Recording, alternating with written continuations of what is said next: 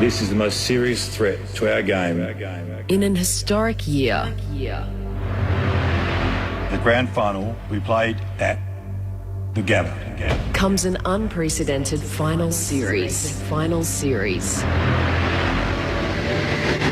Grandstand AFL. It's a new day. Dunkley, snap from the pocket, splits the middle, loading a little death row, and a toe poke for a goal off the outside of his left boot. Straight down the pipe, Rayner, what a mark! Flew from the back, worked his way to the front, came down with the footy. One hand, pulled it in, pushed away his opponent. A banana for his first, a banana beauty. Jenna from beyond 50 can bring the house down. He's worth the price of admission at any time, at any stadium. He's kicked it. Oh, he has kicked it! Grandstand AFL. AFL. The 2020 AFL Finals Series. On ABC Radio and on Grandstand Digital. It is the last leg of what's been a sensational first week of finals so far. The Saturday night stage could produce a stunner. West Coast and Collingwood, arguably the nation's best cross-country rivalry. Both behemoths of clubs, both with fan bases that demand success. These sides provide epic final contests. And for one of them, 2020 ends tonight. No second chances. The losers bow out. The winners book a date with Geelong. Will it be the Eagles or the Magpies who go through? Welcome to Perth Stadium. Clint Wilden in commentary alongside Ben Cameron. Ben, a big night ahead of us. Spectacular afternoon. Hopefully the game lives up to what we've seen so far in week one. Yeah, good evening, Clint. It's great to be here. Elimination final, win or go home. A glorious day here in Perth, it has to be said. The sun just setting now. It's a little bit chilly, but perfect for football. The Eagles 7-0 here at Perth Stadium this year. So they haven't lost on this turf this year. That being said, Collingwood did come here late last year and beat the West Coast Eagles. So they know they can, and we know what happened in 2018. Of course, the West Coast Eagles won here in a qualifying final against Collingwood, and then they met again in the grand final a few weeks later. So it is a great rivalry, like you said. I think it'll be a little closer than some people believe. I'm not sure the West Coast Eagles will run roughshod over Collingwood tonight like some perhaps think. Our experts tonight could not be better. One, a former senior coach and a dual premiership winner with West Coast. The other picked up a flag with Collingwood. Don Pike and Sharad Wellingham, welcome to both of you. You've been at this sort of stage before. Tell us, down in the rooms, the Magpies and the Eagles, how would things be, both as coaches and as players, before an elimination final? Well, team, thanks for having us. Looking forward to a final. Finals footy is the best time of the year. Yeah, even when you just go out on the oval in the warm-up in finals, it feels different. The paint's a little bit different. It feels that it's spring. There's a different feel in the air, Pikey. It's a good time of the year, and I think the feeling in the change rooms will be a mix between nerves and excitement from both teams. I think the excitement of finals footy, but then the nerves being an elimination final. Everything's on the line, as Benny said. It's win or go home. So a good mix there, and I think when it comes to finals, it's who can settle first and get into the I suppose, mojo of the way they want to play first, which is the team that usually settles and can come away with a win. Pikey? Yeah, good afternoon, and great to be here. This is what footy's about, and great. Looking forward to this game all weekend. I know the other games have been great, but you got the grand finalists from 2 years ago going head-to-head for, as you say, win or go home, and this is what the season's all about, is finals footy, and great night. It's going to be a brilliant night for footy, and yeah, I think Collingwood, as much as their form line coming in hasn't been great, that you can mount a case for them based on how they play, but they're going to have to improve from last time they played West Coast here in round 8. Otherwise, West Coast form and line at this ground in particular, and the confidence they have playing here might just be enough. But I expect when you've got nothing to lose, and Collingwood clearly have nothing to lose, and they've got enough quality, I'm expecting a close contest tonight. Looking forward to it. There's been an awful lot made of, and rightly so, Collingwood having to come back across, go into another quarantine. West Coast have been in their own quarantine, but they have been able to at least stay in their homes. how much would the advantage have been for Collingwood to having done this before? They came across, were part of the Perth Hub previously, played 3 games, got 1 good win over Geelong, lost to the 2 WA clubs. But the experience, Collingwood seemed to have been, well, really keen to tell their supporters this week, having been here once has been good for us. Do you think that's the truth? Yeah, I think we saw that with West Coast when they went back to Queensland for the second time. I mean, having gone through it, the unknowns, and there were so many unknowns, and this is the uniqueness of the season, is that it's thrown up so many things which have been completely different, from quarantines to hubs to travel to, all those sorts of things, short turnarounds. The players have just had to adapt, and I think Collingwood's message has been really clear. They won't use that as an excuse tonight. The reality is West Coast finished 5th. They earned the right to host a home final, and Collingwood come back, settle back into their old digs at Joondalup up there and get ready to play. So I think that was probably more, if I'm talking from Nathan Buckley's viewpoint, he's probably saying, well, let's deal with that up front and go, we're not going to sit here and whinge and complain about having to come back here and quarantine for 7 days to play a game of footy. We've got a game of footy to play, and the reality is we've got to give ourselves a good account if we want to continue in the season. And I suppose the other benefit is they can just view it as an away game the way they usually would. It's like they come in, play the game and go back. It's not like they're having to settle here and get used to new conditions or anything. They're used to travelling, so it's just a in and out job instead of a, I suppose, actual quarantine session. Yeah, well, because they've only got the 7 days this time, having come across when last Friday. So, I think they would have just settled, and clearly that's been their message, and they'll focus in on just playing the game, which is what you want. From a coaching viewpoint, you don't want people distracted by other things outside of their control. The reality is they knew as soon as they finished 8th, and West Coast was 5th, they were coming across here to play. So let's deal with that and prepare ourselves as best to play as well as we can to keep our season alive. We'll talk about the ins and outs in just a moment, but I do want to get one more thought from both of you, and having been involved in this rivalry between these two great football clubs. And Don, if we talk about some of the big moments, 1990, the draw was one of them. The 1994 game at the WACA ground, which you were involved in, famously, John Worsfold had a bit to say at the end of proceedings. But these are the sort of nights where rivalries are made. You go through the 2007 semi-final, which was simply spectacular, Collingwood versus the West Coast Eagles, finished with scores level, and a 19-year-old Scott Pendlebury really did just show the world how good he could be. Kicked one of the goals in the second period of extra time. In fact, the goal really that sealed the game for Collingwood. And with respect to Magpie supporters who have been sick of seeing it all week, I'm sure, Dom Sheed's finish for the 2018 grand final after what had been a terrific final here earlier in the season anyway. These are the games where the legends of footy clubs are made at these sort of times, and you see these rivalries build. How, when you look back at something like that 1994 semi-final, you've just broken out into a bit of a grin, which I reckon West Coast supporters listening around the country would as well. What are the things that you remember? I just want to say one thing I remember about this kind of, I suppose, event is Mick, and I don't know if he was like this when he was coaching you, but he would thrive on it. He would absolutely love the history and the tradition between great rivalries, and that's one thing I remember. He'd love getting everyone really excited about a great rivalry.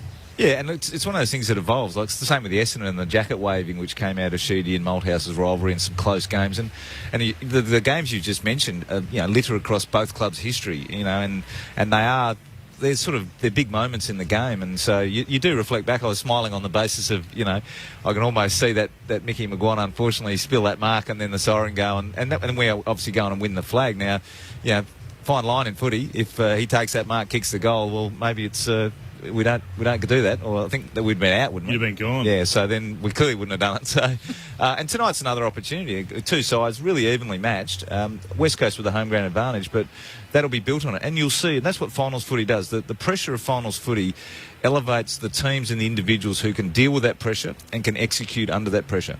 And that's what you see. And you mentioned Pendlebury, so it's not surprising that the cream, it's a bit like a golf tournament. You watch this leaderboard, and slowly but surely over the 4 days, the cream slowly rises to the top. So you look at the leaderboard on the back nine on a Sunday, and the best players are there because their games are so solid that they come to the level and they rise up and they're able to find a way to really compete and compete hard for a big prize. And you'll see that tonight, and there's big players on both sides. That's why it's going to be exciting to see exactly how it all plays out.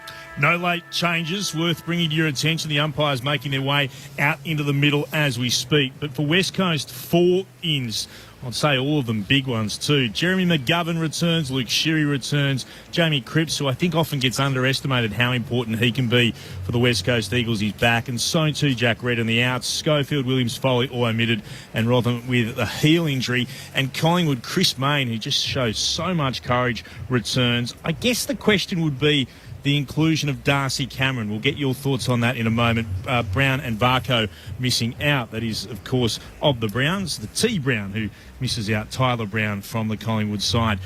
Darcy Cameron, have they perhaps gone too tall, Collingwood? Because when you look at it on paper, it's the first thing that seems to spring to mind. You've got Mycheck up there and Cox, and then you include the likes of Cameron. How do you assess the decision by Nathan Buckley and the match committee to bring Cameron into the team?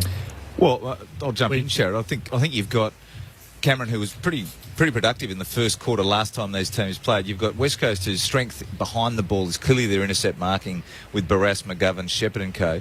And if you looked at Collingwood's game last week, they brought Cox a bit higher up the ground and were using him as more of a target out of half-back. They've struggled this year to really set up effective counter-attacks out of their back half, certainly out of their D50. So if Cox is going to be further up the ground, it means if you win that contest, who you're kicking to, and they've really relied upon DeGoey to be that small forward, which at times can work and can be really dangerous, but I think the extra tall just gives them the ability to not allow West Coast to intercept mark. And they would have looked at the Richmond game and said, if you can stop West Coast marking the ball behind, in your forward 50, then you can stop them actually getting into their kick mark game. So I assume that he's in there to give them some aerial presence, clunk the few himself, because they haven't been marking the ball in their forward 50. And so Mycheck, who's a bit more of a roamer, I expect Cameron and Cox to probably be that down the line, deep into the forward 50 type targets and jump at it and see if they can clunk some, but certainly stop West Coast having an impact. Hit the nail on the head. How would you approach Jaden Stevenson? He looked in the last couple of weeks like a guy who's completely devoid of confidence, and I said to Matty Boyd this morning, it really is the art and science of coaching as to how you give him the confidence to perform tonight. What would you do, Don? Well, it's difficult without knowing all the ins and outs of it all. Certainly, it looked last week like he was second-guessing himself. He was uncertain both around the ball and with the ball, and that's a hard thing because your confidence doesn't come from, it's not a tablespoon of confidence you take. You've actually got to go and work on your fundamental skills and things. So the work he would be doing in the last week would be to build himself up to the point where his confidence comes off his competency. And if he's doubting that, then it's a hard yard. It's a really hard to coach into that space. So look, you work with him, you probably remind him of the things he's good at doing. And probably break it down and just give him some key focuses that if he does these things, he's going to be able to perform and do the things that the team requires of you. You don't have to do anything exceptional outside of that. Anything you do outside of this is great, but here's a few points that if you do this, you'll play a good game. And like you said, Don, during the week he would have been doing everything that he knows he does well, doing that so that he feels good about those kinds of things. Yeah. And then it just comes down to coming out and executing your, I suppose, focus points for the game. And sometimes throughout a year, players just lose track of how good they are. And, he's a guy who was 2 years ago the NAB Rising Star. He's an outstanding talent, but he's probably questioning and doubting himself, which is natural for us as a sports person to go, I've had a lean run and can I do these things? And sometimes it's a matter of going back and going, hey, I'm watching some vision of me do this pretty well 15 months ago. I'm the same guy. I've just got away from that a little bit. So, again, it's easy to say, but it is part of the art and the science of going, well, how do I get this guy into a headspace where he can bring his very best for what the team needs on a big night. So great opportunity for him tonight. They stuck with him, which I think is fantastic, and it's over to him now to go, well, okay, can I be that player that I was maybe 18 months ago, and I still am, because he hasn't changed. He's just his form line's dropped a bit. So great challenge for the young man tonight. Has played some good finals footies as well, so that would have been being emphasised as well. West Coast Eagles have made their way out onto the ground. Collingwood were out a few minutes before them. The Magpies wearing their away jump up. They've got the white shorts, so it's the black on the white rather than the other way around. West Coast, it is their home ground, their home game. They're in the blue and the gold wings with the blue shorts. I know you would have spoken about this when we go into the full preview mode, but I just want to get a little bit more of your thoughts on the ruck battle. So influential last time they played. Brodie Grundy is a gun, but Nick Natanui was nothing short of spectacular last time they played each other. How do you see the Grundy-Natanui battle going tonight? Well, I joked with you during the week Clint, but the best thing I ever did for Collingwood was getting traded so they could pick up Brodie Grundy. So all the Collingwood fans out there, you can thank me for that. So That's your legacy, Sharon, wasn't it? pick 16 or something, Brodie Grundy. You just need a commission on his 7-year contract now and you'd be all right. We'd be laughing. Pick what was it? Pick 12. Pick 12, was So it? yeah, I think Grundy was down on form from my memory during the game earlier in the season, but huge player for that for the midfield contest today. And I think with 150th, it's always good when you go out in the final and get to play a milestone game. I wouldn't be surprised if his pride's out there and he really wants to take it up to Nick Nat, who's the premier ruckman in the competition. Yeah, it's a pivotal battle, Clint. There's no doubt. In the context of this game, that Nat Nui's influence both at the clearances, and we've seen it in recent weeks where he's basically had 4 or 5 clearances in a quarter at times and turned games on their head, and he was hugely influential getting West Coast over the line against St Kilda, a few weeks ago. So that battle in itself becomes massive on the impact of this result. Now, I think Grundy's form line hasn't been great. And it's an opportune night for him to stand up as a leader of the footy club and a guy who's playing his 150th to actually jump into a space and say, I'm going to lead this midfield group, which he's very capable of doing because he's an outstanding player. But to me, that's the one to really watch. That battle tonight's going to against a couple of really good midfielders, but those ruckmen will have such a big influence on the result. I know this doesn't tell us everything about the battle, but funny, from round 8, they both had 24 hit-outs. Nat Nui had 3 clearances, Grundy 2. 8 possessions for Nick Nat Nui and 10 for Grundy. So at least judging by the raw numbers, relatively even on that night when West Coast dominated Collingwood and won by 66 points, kicking 18-3. Yeah, but it's interesting on that night, they dominated in terms of the scoreboard, but the numbers, West Coast won the clearances, lost contested possession. They only had 37 inside 50s and yet kicked 18 goals. They didn't. There wasn't areas they blew them away. They were just super efficient against the Collingwood team. I thought on that night their pressure, their tackling was nowhere near the level that they're capable. They tired and slow that night, didn't they? That was their second week over here. I think they had a good win against Geelong, and they just never really got going. Early on they were solid, but then they just ran into a brick wall. And after a while, West Coast was scoring with ease out of their back half. They scored 8 goals out of their back half. Yeah.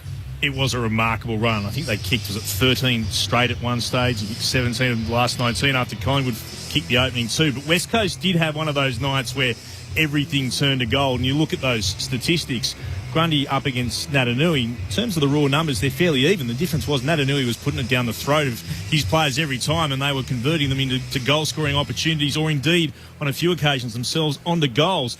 Both teams warming up downstairs. As always, if you want to get in touch, ask a question of Don or Sharad. We'd love to hear from you. Let us know where you're tuning in.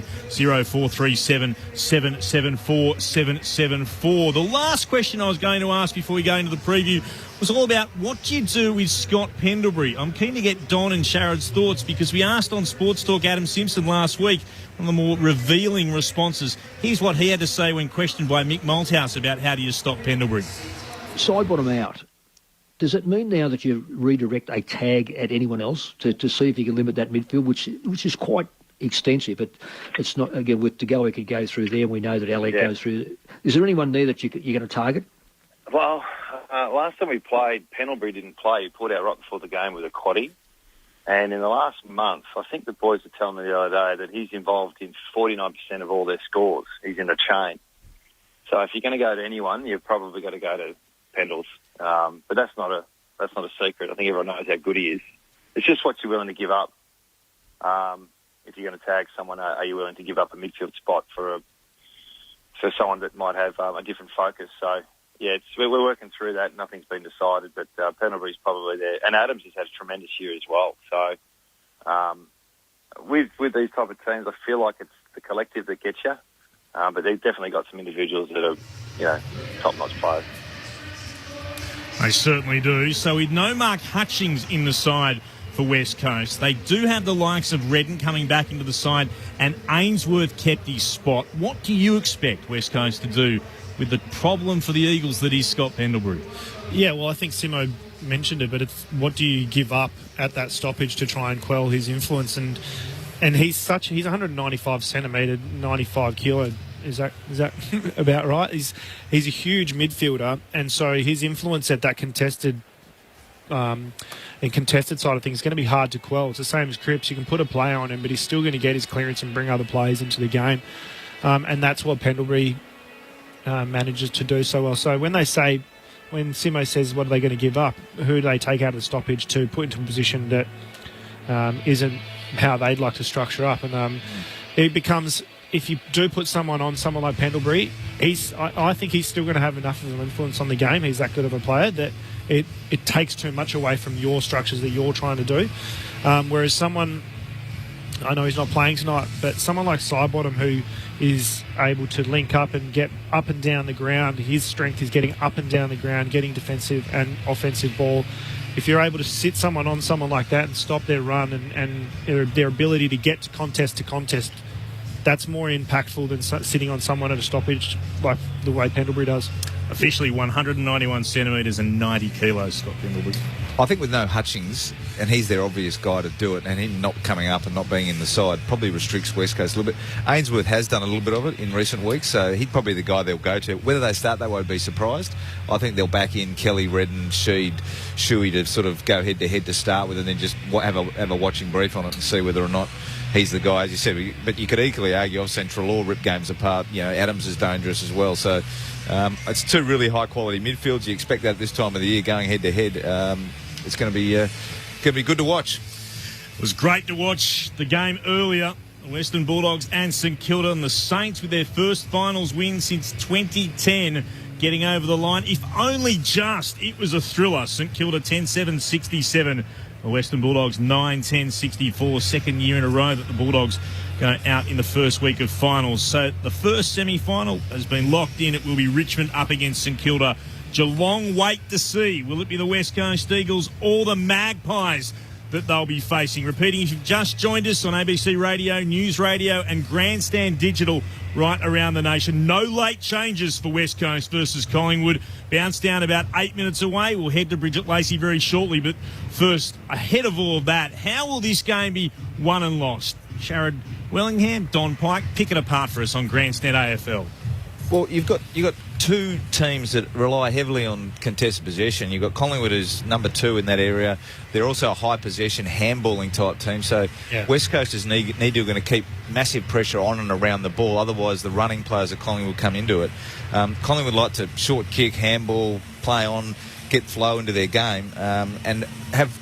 Historically, they're a good team at scoring out of their front half. They don't score well out of their back half, as I said earlier, and therefore field position and getting it in is going to be important, but keeping it in is going to be more important. Keeping it in is going to be massive, and so, you know, the likes of the inside 50s, the Collingwood midfield, they can't kick it to the West Coast zoning off defenders, and so coming in maybe with a little bit of dirty ball, we won't mind seeing from Collingwood. It'll be a more effective way of creating maybe a contest, because if there's a contest, the likes of DeGoey, Dacos, Stevenson will come into the game, and then their I suppose, key targets will be putting on some pressure. But on the flip side, West Coast are super efficient when they go inside 50, scoring, I think over 50% of the time when they go in. So if they do manage to set up a damn wall and get some in-out-in plays, turning it over forward of centre, it's going to be really tough for Collingwood, as you mentioned, to turn the ball over and manage to find a way to transition from their D50 to the forward 50. And like you said, that's probably why they have brought in a Cameron to allow Myercheck and Cox to be those release options. You see in finals footy, it's a lot more kick to a contest. You have to win that contest. On the flip side of that, West Coast is the best contested marking team in the competition. So it's a flip of the coin. Yeah, and you're right, Sher. I mean, West Coast is the most efficient, forward 50 team, and Collingwood in the last month's been the lowest, the least efficient. So you've got this real contrast. Now, Collingwood's going to need to take their opportunities. They're going to need to be quite deliberate with their ball use inside, knowing that the pressure of finals footy, you're still going to have those balls going along. And as you said, with Cameron and Cox down there, that's going to give them opportunity to get a contest and presence long, which is something DeGoey and Stevenson and these guys can then feed off. So it's going to be you've got two really good stoppage teams, you've got two good strong ruckmen, so there's a lot set up. Midfields. The midfield, I'll be interested to see where the Collingwood start. The last couple of weeks they've started with an extra one up at the stoppage, which will give West Coast an extra defender. I'd be surprised if they do that. I think they'll want an equal game to start with and try and get it done on work rate. So both teams coming towards the broadcast wing, the northern wing here at Perth Stadium. The Magpies to the right of our broadcast position. The Eagles just lining up now to the left. Let's take the Welcome to Country and the National Anthem. Eagles and Collingwood. The AFL acknowledges the Noongar people, traditional owners of the land we gather on this evening, and pay our respects to elders past, present and emerging. We acknowledge we play our great game on this land and respect the cultures of all First Peoples, their contribution to our nation and contribution to the game of Australian rules football. Traditional owner Oral Maguire Wajak Paladong Noongar will now perform the Welcome to Country. Kaya, wanju, nunok ngan Europe jenang necha nunok yarin yening necha nyunga boja. Necha boja wajak weirn barang. Hello and welcome to Nyunga country. This land is Wajak country. My people, the Wajak people, hold and our spirit holds this land as Wajak boja. Daman mamangat weirn Europe jenang nunok necha yening tarangin nganywangin necha Wajak boja. We call on the spirit of our grandmothers and our grandfathers to be with us here today on our tribal lands, the Nyunga nation of the Wajak clan. Nicha warlik bamin kulbari, nicha walbanin marn gruk yakaiva, nicha Wajak boja.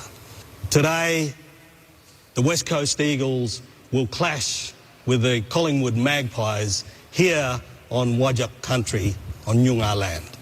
All the best, Yakai AFL.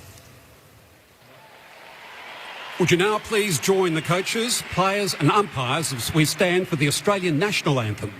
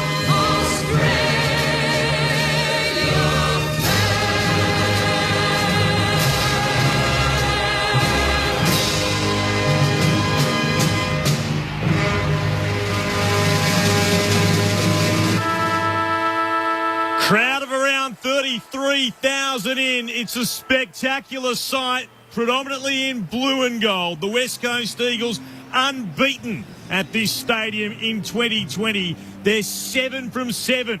Can the Magpies cause a major upset? It's 5th up against 8th. Which way are you going, gents? Sharad Willingham, kick us off. Oh, I'm going to go with the favourite. I think West Coast is going to be a little bit too strong. Don? West Coast by 15, but I'm expecting a strong contest from Collingwood. Very strong contest. Ben Cameron? I think West Coast by about 12. What about you, Clint? Eagles fans should shudder because the whole box is tipping the West Coast Eagles. We know what always happens, and it's just started downstairs as well. Scott Pendlebury and Collingwood have won the toss. He's elected to kick to the city end of the ground in the first term. No greater mock than the whole grandstand team picking the one side. This looks enormous. The atmosphere is electric. It's a cliche, but it's absolutely fitting. And down amongst it, Bridget Lacey joins us, our boundary rider for this evening. G'day, Bridge. Thanks, Clint. It is glorious down here. There's nothing like that sound when the anthem finishes in an AFL final. You better believe I was keeping my eyes trained on Scotty Pendlebury throughout that warm-up for Collingwood. And good news for Pies fans, he got through it fine. As you know, just took the toss, so he's right to go, unlike last time they were here when he pulled out with the quad. About 14 degrees, a blustery, strong breeze kind of swinging around the stadium, so it'll be interesting to see what, if any, impact that has throughout the game. The starting benches tonight, guys, for West Coast, Dom Sheed, Jack Petruccelli, Tom Cole and Braden Ainsworth, and for the Pies, Adam Treloar, John Noble, Darcy Cameron and Chris Mayne. And so for the season of West Coast and Collingwood, It all comes down to this. Great rivalries in recent times. They went head-to-head in a grand final that was one of the true epics just 2 seasons ago.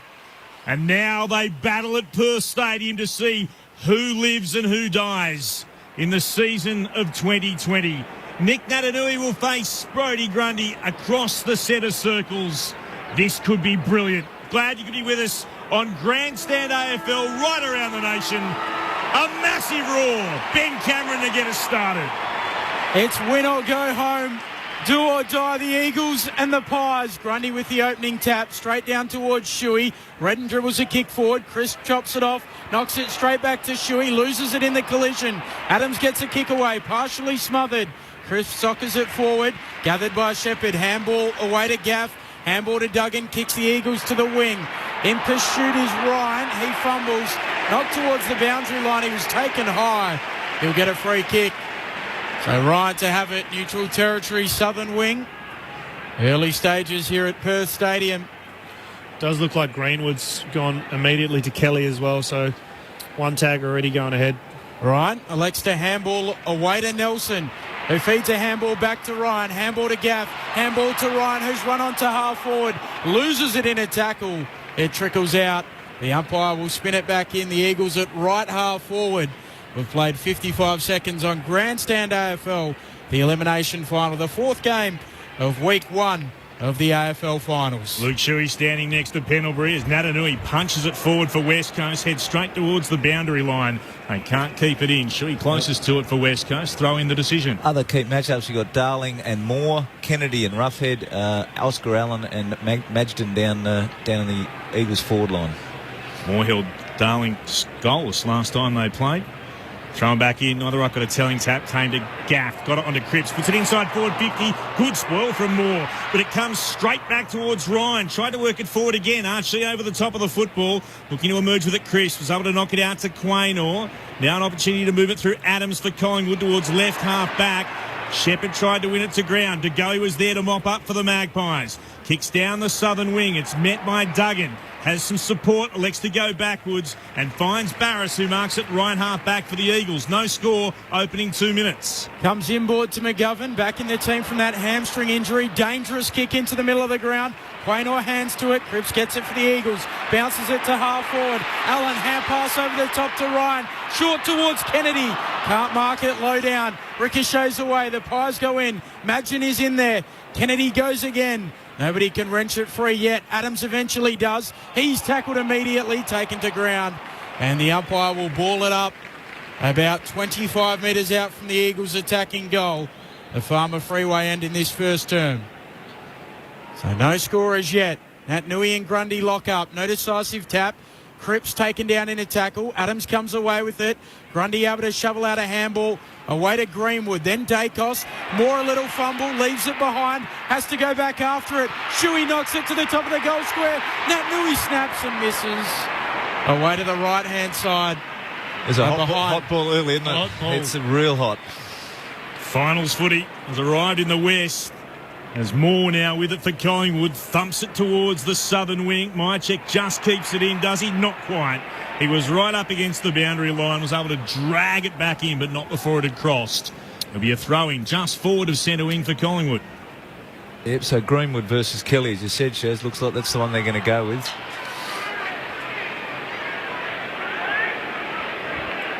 Natanui stands. Behind him is Grundy. Ball spun back to play. They lock arms. Natanui won it down.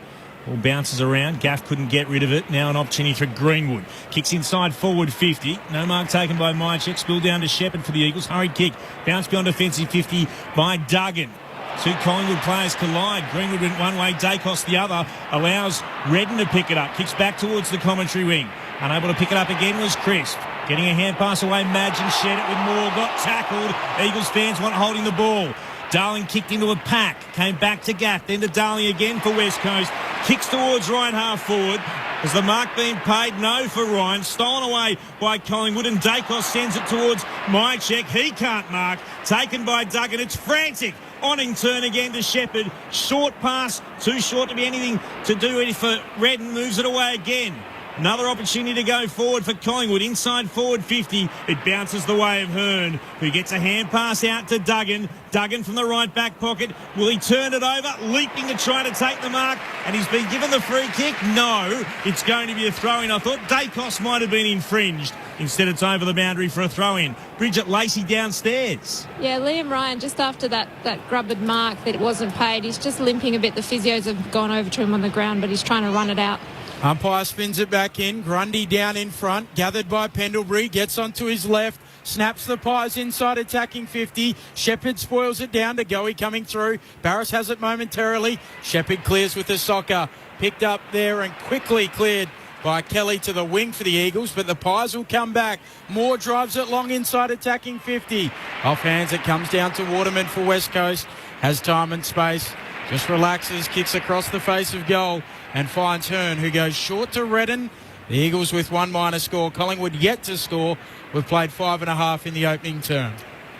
Important this little phase for Collingwood. Once they can get West Coast on a flank, they can stop them moving the ball with that kick mark game that they love so much. Spoil from Moore in front of Darling. Punches it over the boundary line, just shy of centre wing for West Coast. It's noticeable early, Collingwood's 6 forwards are pulling quite a long way back from the stoppage, fully engaging West Coast backs as well. Natanui and Grundy again. Natanui took clean possession. Grundy took front position. Didn't quite read it. Natanui kicks down the outer wing. No mark taken. Maynard gathers. Picks it up on the logo. Kicks inside forward 50. Well read by McGovern. He's able to outmark his opponent in Myercheck, and he goes short for the Eagles and finds Redden. Marking it centre half back. He'll switch back to the left back pocket. Duggan marks. Looks to play on quickly. And he's able to find Ainsworth, who drops the mark. Hand pass to Duggan. He gets around Stevenson, who slipped over. Duggan runs to left half back, and he's able to move it on to Cripps. So Cripps will just play on. Runs to the logo. Kicks long inside attacking 50. Darling and Moore wrestling. Arriving roughhead. Flicks it away to Crisp for the Pies. Goes for a little run. Along the arc. Gets around Natanui, kicks into the middle of the ground, overshoots the target. Duggan marks for the Eagles, gives it off to Ainsworth, pokes it inside 50. Darling's on the end of it. He marks 45 out, as good as directly in front. Which is an unfortunate turnover there from Crisp. He did all the hard work. Yeah, I was just trying to see who it was. He won the ground ball, and he was just trying to spot up to Goey in the corridor, and you turn the ball over in that area, and, you know, obviously there's going to be 3 players ahead of the ball, so... But I like the intensity which Collingwood are going with at the moment. It looks to me like they're playing far more direct than the game I saw last week against Port Adelaide. They're trying to use their handball and go forward towards goal. Yeah, their intention is to definitely keep the ball moving, but by foot. Kicked a couple of goals against the Pies in round 8 this year. Trudges in, boot the ball from just beyond the arc. It's a good-looking kick. It goes right to the line. And the Eagles have the first of the night. The goal umpire says, I don't need a review. That's a goal. And the Eagles draw first blood. They're 1-1-7. Collingwood yet to score a 7-point lead through 7.5 minutes in the elimination final on Grandstand AFL. Clint Wilden, Ben Cameron in commentary, Don Pike and Sharad Wellingham with all of the analysis. It wasn't quite an in-out in-play, but it was still a turnover forward of centre, and that's what West Coast are really going to be preying on. Not preying on, but that's going to be their MO tonight. Well, that's important. You can see Collingwood's, with their forwards now, they're setting up at those stoppages, trying to engage their backs, and they're clearly trying to, when they're moving the ball with speed, get deep and get that field position. And if they can do that and then stop West Coast uncontested mark chains, that gives them the best chance to win the game. So they've come with a clear plan here, Collingwood. Now it's down to whether they can execute it. Yeah. And great finish by Jack Darling. I think Josh Kennedy being slightly underdone, a little bit of a question mark. I know he's out there, but huge opportunity for Darling to stand himself on a final. Yep, definitely. So it'll be Cameron against Allen. The 2 backup rucks. Cameron wins it down for Collingwood, straight to Pendlebury. They got a free kick here. Cameron was taken high. Pendlebury takes the advantage. Plays on, inside forward 50, running and marking. He leapt up into the air, Shannon Hearn, the former captain for West Coast. Fires the hand pass to Shepherd. He'll steer it towards Barris, marking in the right back pocket. Goes to Cole, marks it right half back for West Coast. They lead 7-0 on the scoreboard. Kicks to Duggan, about a metre in from the boundary. More steady play here from the Eagles as they look to build up. Duggan with the left. Kicks towards right half forward. Ryan flew. Front position, though, was Cameron. And he's able to drag in the mark. Back of about 5. Cameron turns around, thought about going back inside his defensive 50. Instead, puts Collingwood back down the outer wing. No mark taken as Cox went out after it. Spilled down to Treloar. Puts the Magpies into the left forward pocket. McGovern will get to the bouncing footy first. Hand passes away from Mychek. Gave it to Duggan. Back again to McGovern, who then steps under pressure from Pendlebury over the boundary line. And they've called it deliberate. Well, he didn't have anything else to do. That's what he was trying to get away with. And the kick is inbounded. Cox goes up. And he marks right in front of goal. And the Eagles fans will be filthy. Having a look at the replay, McGovern has had it. He's moved his arms out of the way and stepped over the boundary line. How do you read it, gentlemen? Well, was it for deliberate? Or was it for kicking? Or was it... It's deliberate. The call was deliberate. But he had pressure. And he was nearly being tackled as he came across the line. I'm not sure what else he was supposed to do in that situation. Mason Cox in front. He kicks the goal for Collingwood. The big American brings them to within a point. 1-1-7 to 1 straight 6. 10 going in the first. It is that interesting one, isn't it?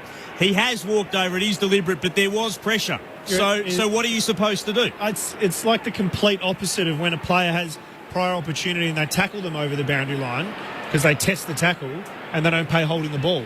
And I reckon that's even worse. Yeah, that's... I don't quite understand that, but... If you're Collingwood, you'd take it and you'd put it on the board and say that's a bit of a freebie. So great mark by Cox. I think contested mark. Cox has done reasonable. I remember and with great final he played against Richmond a couple of years ago. Absolutely tore Richmond apart. Dominated the forward 50 that night. So 2018 preliminary final, the MCG. Yeah. He's 12-2 this year as well. Mason Cox, he was goalless last week. I mean, it was good play from Pendlebury. He had the free kick and he just saw there was a bit of a mismatch on height and kicked it just slightly to his advantage, and Cox did the rest. So Cameron into the ruck, opposed to Natanui, jumps a little early. Natanui takes it out of the ruck, kicks the Eagles to half forward. Archie goes up, drops the mark. Petruccelli spins in a tackle. Handball out towards Ryan, slaps it on. Then Archie knocks it out. Gaff comes through. He can't gather. Hot footy again at half forward. Treloar picks it up. Handball away to Dacos. Runs back inside his defensive 50. Floats a kick onto the chest of Stevenson. He goes with a sweeping hand pass to Elliott at half forward. Runs towards the wing. Kicks in the direction of Hoskin Elliott, who marks close to the boundary line at left half forward. Right on the arc of 50. He looks inside a congested 50. So he'll kick. Cox again is a man mountain and he's able to drag it in. At left full forward, Mason Cox. Goodness me. There's stunned silence. Some good early bodywork by Cox there. Just got under McGovern's hip. And that's something we've seen a lot of him coming and jumping the ball, but that occasion he just really nudged McGovern out of it. And that's usually you see McGovern getting that early contact and owning the space, but really good bodywork by Cox there. Looking to kick back-to-back goals for the Magpies. He does just that. From a very tight angle at left full forward, he's put Collingwood in front, the American. They're 2 straight 12. West Coast 1-1-7. 13 minutes gone in the opening term of the elimination final at Perth Stadium. This is their game plan. Yeah, I mean, once again, they've turned the ball over here just outside the D50. It was probably a little bit fortuitous, the kick from Dacos to hit Stevenson, but from there was no other intention to take the ball forward, and they're attacking hard, a little bit handball, forward handball, connect out wide, and then a deep entry and a great mark from Cox. So, as I said before, there's a clear plan here Collingwood are working on, and it'll be interesting to see because West Coast is going to have to adapt to this, and it's going to be important they keep their pressure up forward of the ball, Collingwood, and they keep their contest up because otherwise the West Coast backs will come into it. He was just playing up to the West Coast Eagles supporters behind the goal at the City end as well, saying, make a little bit of noise. What else have you got to say to me? Loves the big stage, the big American. Grundy back in the ruck in the middle. Just loves the stage, I think. Natanui moves around. Nat Nui palms it down, but Adams coming through. Gets a handball away. Treloar soccers to half forward for Collingwood. And there's a free kick. It's going to come back. It'll go to Treloar.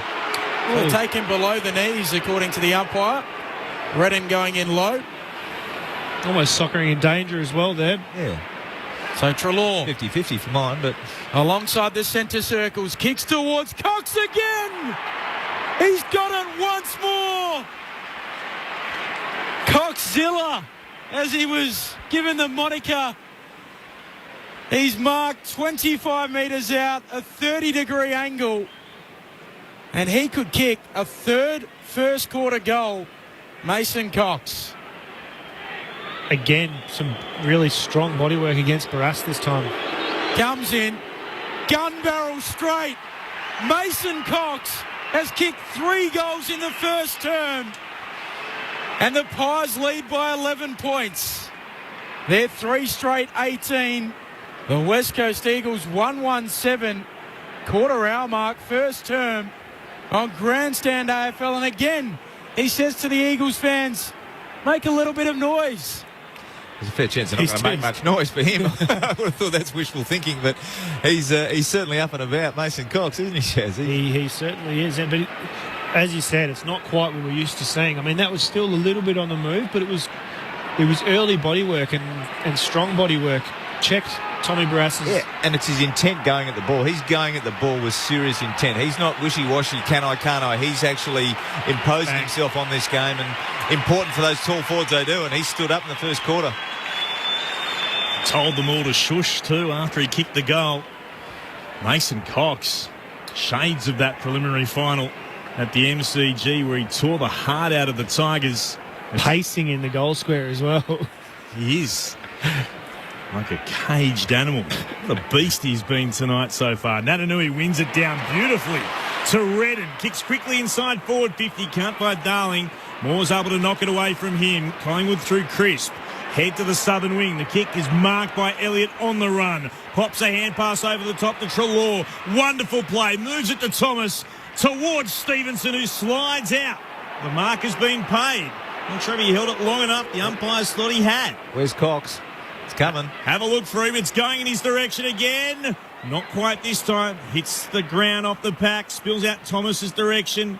Trying to emerge with it. Duggan for the Eagles. Hand passes back to Gaff, and he'll give it to Redden, who's at left full back. He gives it off to Hearn, who kicks a low ball towards Ryan. He comes up and marks it left half back. He then wants to chip it short to a leading Kennedy. A long way up the ground, a long way from home. He comes inboard. Jackson Nelson marks. Collingwood 3 straight 18. The Eagles 117. Mason Cox with 3 first-term goals for the Pies as Nelson goes short to Shuey, who comes back inboard to Nelson. Still at left half back. He takes the grass in front of him. Kicks towards half forward. Allen goes up. Roughhead there too. Hands on it. Roughhead. Crisp Roves. Handball away to Roughhead. Handball to Madgen. Now Treloar on the logo for the Pies. Handball to Pendlebury. Handball away to Adams. He looks up inside 50. Kicks towards the goal square. McGovern comes across. That's where they've got it. They've got to use Cox on the lead there because McGovern, as smart as he was too quick to zone off and take that intercept mark. It's just a little 15-metre chip, wasn't it, to Cox once. Who had done a really good tick lead. Yeah. Oh, Waterman's pass was meant to Ainsworth at right half back. He had the stretch, couldn't mark. Ball has been locked in by Main. It's going to be a free kick. Main's been taken high, or maybe the push in the back. It's against Waterman. So Main will have it, about 70 from goal. And he'll head in the direction of Cox once more. Mason gets a hand to it, can't quite mark. Spills out to Elliott, hand pass into the leg of Redden. He'll emerge with it a second time. It's spilled to Pendlebury, threw it on the boot. Natanui knocked it down, went back and gathered again. Hand pass bounced in front of Duggan at right full back. Kicks the Eagles beyond defensive 50, but marked by Adams. And was he knocked after he took the mark? He's been told to get up and he'll get 50 as well, will he? A little bit of push and shove afterwards. It's against Oscar Allen. The mark's paid. Allen sticks out the left hand and makes contact to the face of Adams, who makes the most of it. But the contact was there and it was unnecessary from Allen. So Adams will go to the top of the goal square and he will be able to throw it over. Well, this game's being played exactly the way Collingwood want now, and their pressure is outstanding, and they're forcing the issue for West Coast at every turn. It's his 150th game, and he kicks a goal in his milestone match. Taylor Adams. It's all Collingwood at Perth Stadium. They are stunning the West Coast Eagles. 4 straight 24. They've kicked 4 unanswered goals. West Coast 1-1-7 as we hit the 20-minute mark of the opening term on Grandstand AFL. Well, shows they're winning the field position battle at the moment. They are. It's 13-6 inside 50s. Their pressure around the ball is outstanding. They're out tackling West Coast. And the ball movement, they're still handballing, but it's a forward handball that's bringing in another player instead of the transfer or the pressure that we have seen from it. It's a constructive handball. Yeah, their power, they're going at the game, and they're asking the West Coast to really defend them at the moment. Those handball chains are creating opportunities ahead of the ball. So, and just a silly error there from Oscar Allen. It was unnecessary. Silly error. He wasn't even looking. Nah. For those listeners, he had his arm up, just kind of looked away from Taylor Adams and definitely clocked him across the head. So, unfortunate. I know that goal wasn't the result of it, but the plans to go long inside attacking 50 against this Eagles defence, and it's working. It's quite incredible so far as Collingwood get the clearance again through Pendlebury. Tumbles it to half forward. De Goey overruns it. Quick little pick up from Thomas. Now Dacos has to gather at half forward. Looks inside 50. Hooks it back, trying to get it towards Cox. Redden can't take the mark. He was clattered into. No free kick. Thomas handball to Main. Greenwood snaps. His kick smothered. Ricochets away. Gaff able to get a handball away to Ainsworth for the Eagles. And then Hearn, a low ball. And it's fisted into the crowd by Noble. And a boundary throw in at left half forward for the Pies. Downstairs, Bridget Lacey. Mason Cox and Brad Shepherd both the worst for after that big marking contest in the forward line. The trainer's just heading out to Shepherd now, but Mason Cox looks to have shaken it off. Collingwood by 17 points. 21 and a half minutes into this opening term. Great smother too from Barris on the Greenwood kick. It was headed goal bound. One down by Natanui, had front position. Kelly's able to get there, gets tackled, just got a hand pass out. Grundy scoops it up. Looked like a throw to Maynard, it was. West Coast fans register there delighted getting a free kick. The kick will be taken quickly. Came from Cripps towards right half forward. Darling! He marks right on the 50. About 5 metres in from the boundary at right half forward.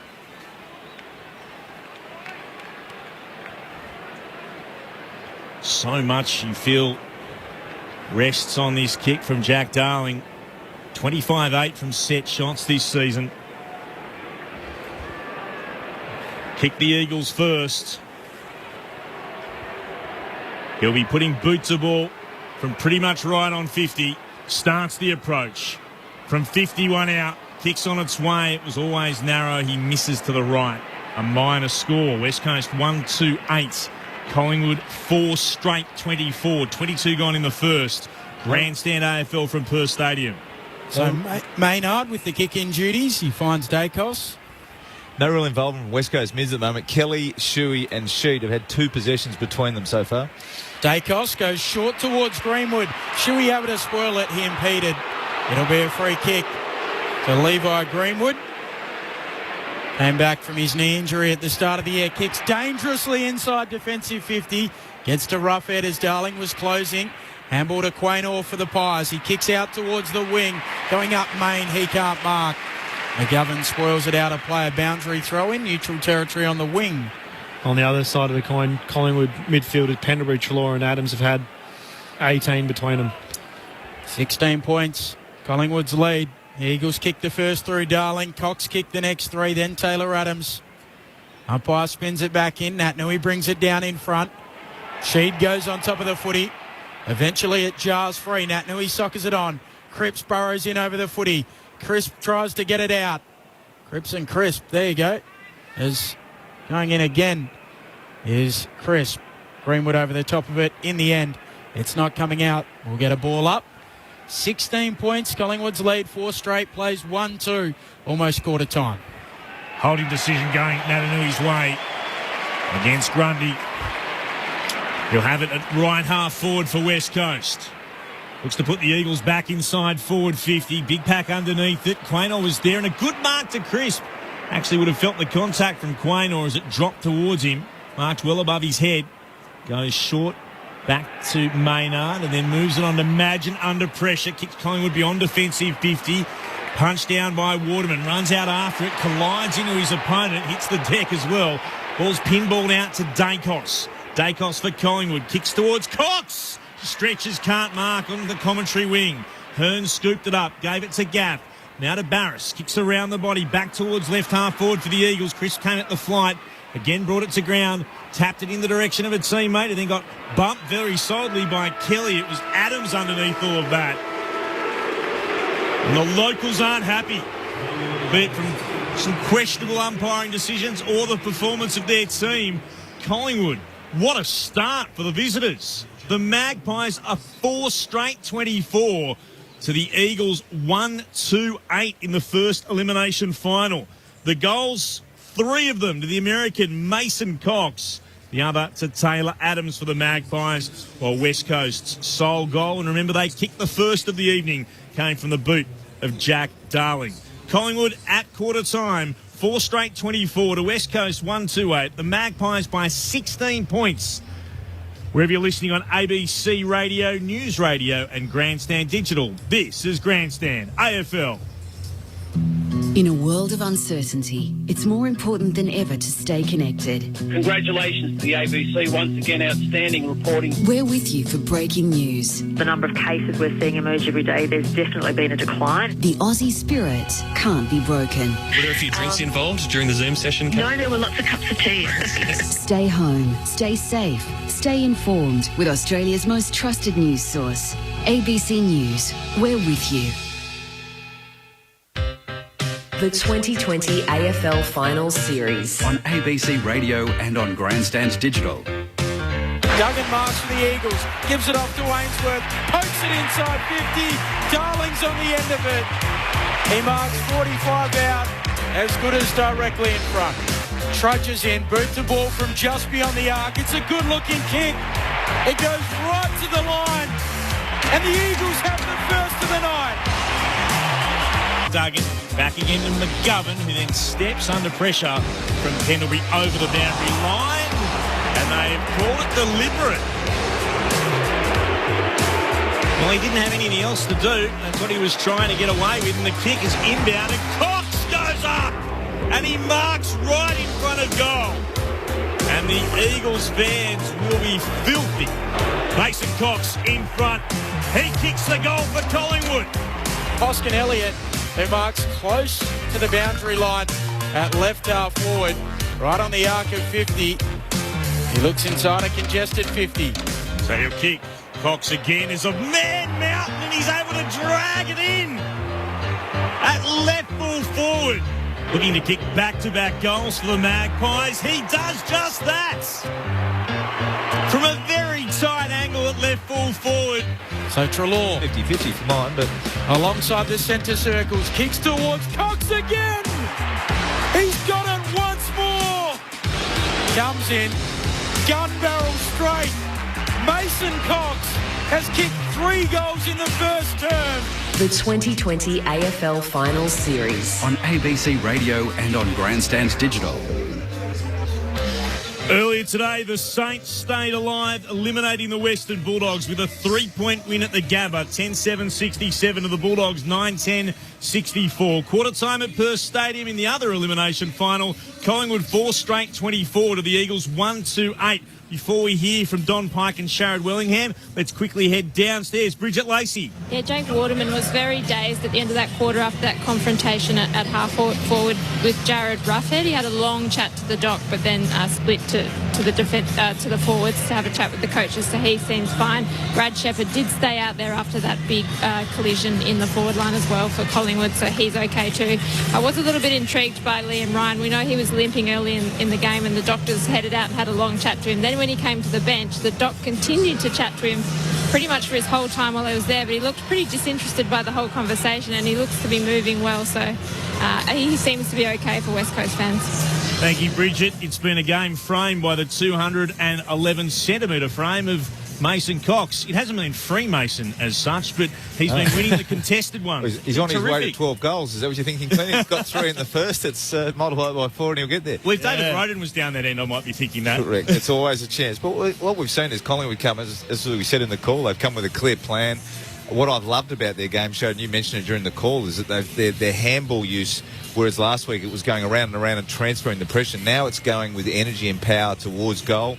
Whether it's Cameron down there or whether it's just deliberate, they actually feel like they're engaging the West Coast backs and they're prepared to kick it long and deep. Yeah, and I think that has come about because they've got confidence to hold their forwards really quite deep, which is making the West Coast defenders hold deep, which is opening up this really big space kind of between the centre of the ground and about 50 to 60, or 40 to 50 out. Yeah. So there's this big open space, and they've transitioned probably 2 or 3 times from the defensive 50 or defensive half all the way to the forward 50, which they haven't been able to do very well. No, and you're right. The space they're creating in there is allowing Treloar, is allowing Thomas, is allowing Elliott at times we've seen get into that space. And so the question they're asking, play that we haven't they're really asking seen. the West Coast midfielders, are you going to be prepared to run hard defensively with us? Because if you don't, and we start forward handballing, you're going to be one-on-one with our key tall forwards, and the ball's coming in there quick, and backlines don't like that. No, because it forces the backline into a position where they have to make a decision if they press the player coming at them, and if they do, then it's a simple loose player who's going to be in the forward 50. So It's a really tough decision that the West Coast defenders have to make. And to Collingwood's credit, they brought great energy, they brought great pressure, and they forced West Coast to not be able to play the game they want, and really they've got on top in the midfield battle. But what I will say is West Coast have been here before. Last time they played, they kicked 4 in the first quarter. The grand final, they were 5 down just leading the quarter time. So there'll be no panic stations from West Coast. They will just now go, right, we need to get back to winning our share, putting a bit more pressure around the ball, and really trying to shut down some of those Collingwood 4-0s. And also the West Coast players, it's really hard to recognise. Sometimes can be hard to recognise what the opposition's trying to do. So it might just take the coaches come down and say, look, this is what they're trying to do. West Coast defenders, let's play a little bit more aggressive. Let's play in front and own a little bit more of a field position. Some of the numbers, West Coast have had 80 disposals, Collingwood 71, kicking efficiency, Collingwood 63%, West Coast 61. Contested possessions, Collingwood +7, tackles 16 to 13 the way of the Pies. The clearances, the Eagles lead 8-5. Inside 50s, Collingwood well ahead 14 to 8. Leading ball winners, Liam Duggan has had a lot of it off halfback, 12 disposals. Andrew Gaff with 8, the next best for the Eagles. For the Pies, Josh Dacos has been busy with 9. Taylor Adams and Scott Pendlebury both with 7. Apologies for the in-joke, by the way, if you weren't listening a couple of games ago here at Perth Stadium. Whatever end of the ground David Roden, the goal umpire, happened to be at was where all the goals were being kicked. It was quite remarkable.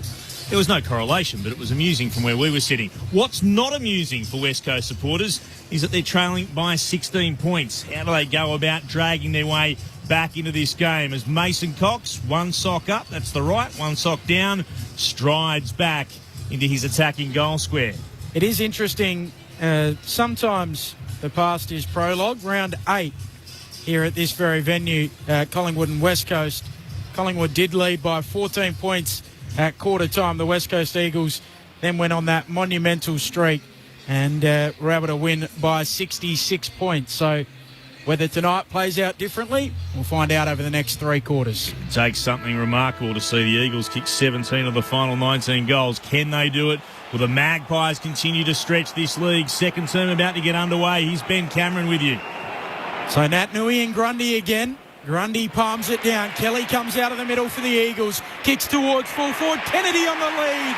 He marks out in front. 35 metres out, a 30-degree angle right of centre. Just the start they wanted. It's the start they wanted, but it's also more like the West Coast that we saw last time these two played, when it was just clinical inside 50s and clean marks from Kennedy and Darling. And that's, again, we talk about Nat Nui's influence and Kelly and co. That's why they're the number 1 team in the comp for scoring out of centre bounce, because of that exact sort of connection and movement out of the forward half. It's pretty special touch, but it was only Kelly's second touch. For a dream start in this second term, Josh Kennedy hands it to the Eagles. He kicks the set shot goal. And they get their second of the evening. They're 2-2-14. Collingwood a 4 straight 24. A 10-point lead to the Pies 1 minute into this second term on Grandstand AFL. It is such a such a benefit for the West Coast midfield to be able to set up as they do, and I suppose play as an aggressive exiting strategy from that centre bounce. And that would have been the message at quarter time to the midfielders. Like the quality of Shuey, Kelly, Sheed and Co in there, they're not going to play like that the whole game. We saw it last night with Lockie Neal, who worked his way into the game. So they would be saying, let's get proactive, let's get moving, let's get to work and start to respond to what was a good quarter from the Collingwood mids. Interesting, he's been, I'm not sure whether you drink or eat it, but taking Liam Ryan's auntie's emu oil, which is a natural healer, we're told, to heal that injured ankle during the week. I think you rub it on, don't you? Yeah, you rub it on. Oh, I'm not sure you're going to drink rub it on. Oh, okay. I'm not sure you're drinking emu oil, but anyway. There you go. I'm not sure where you're going with that, rubbing Ben, it but- on. Nothing like a bit of bush medicine seems to be working for him. Certainly worked for Liam Ryan when he had a few niggles last year too. As from the centre bounce, the Eagles look the win away again. She couldn't take it cleanly. It's going to be held in towards him. A couple of Magpies lock it in. One was Chris, the other Adams. Ball up the decision.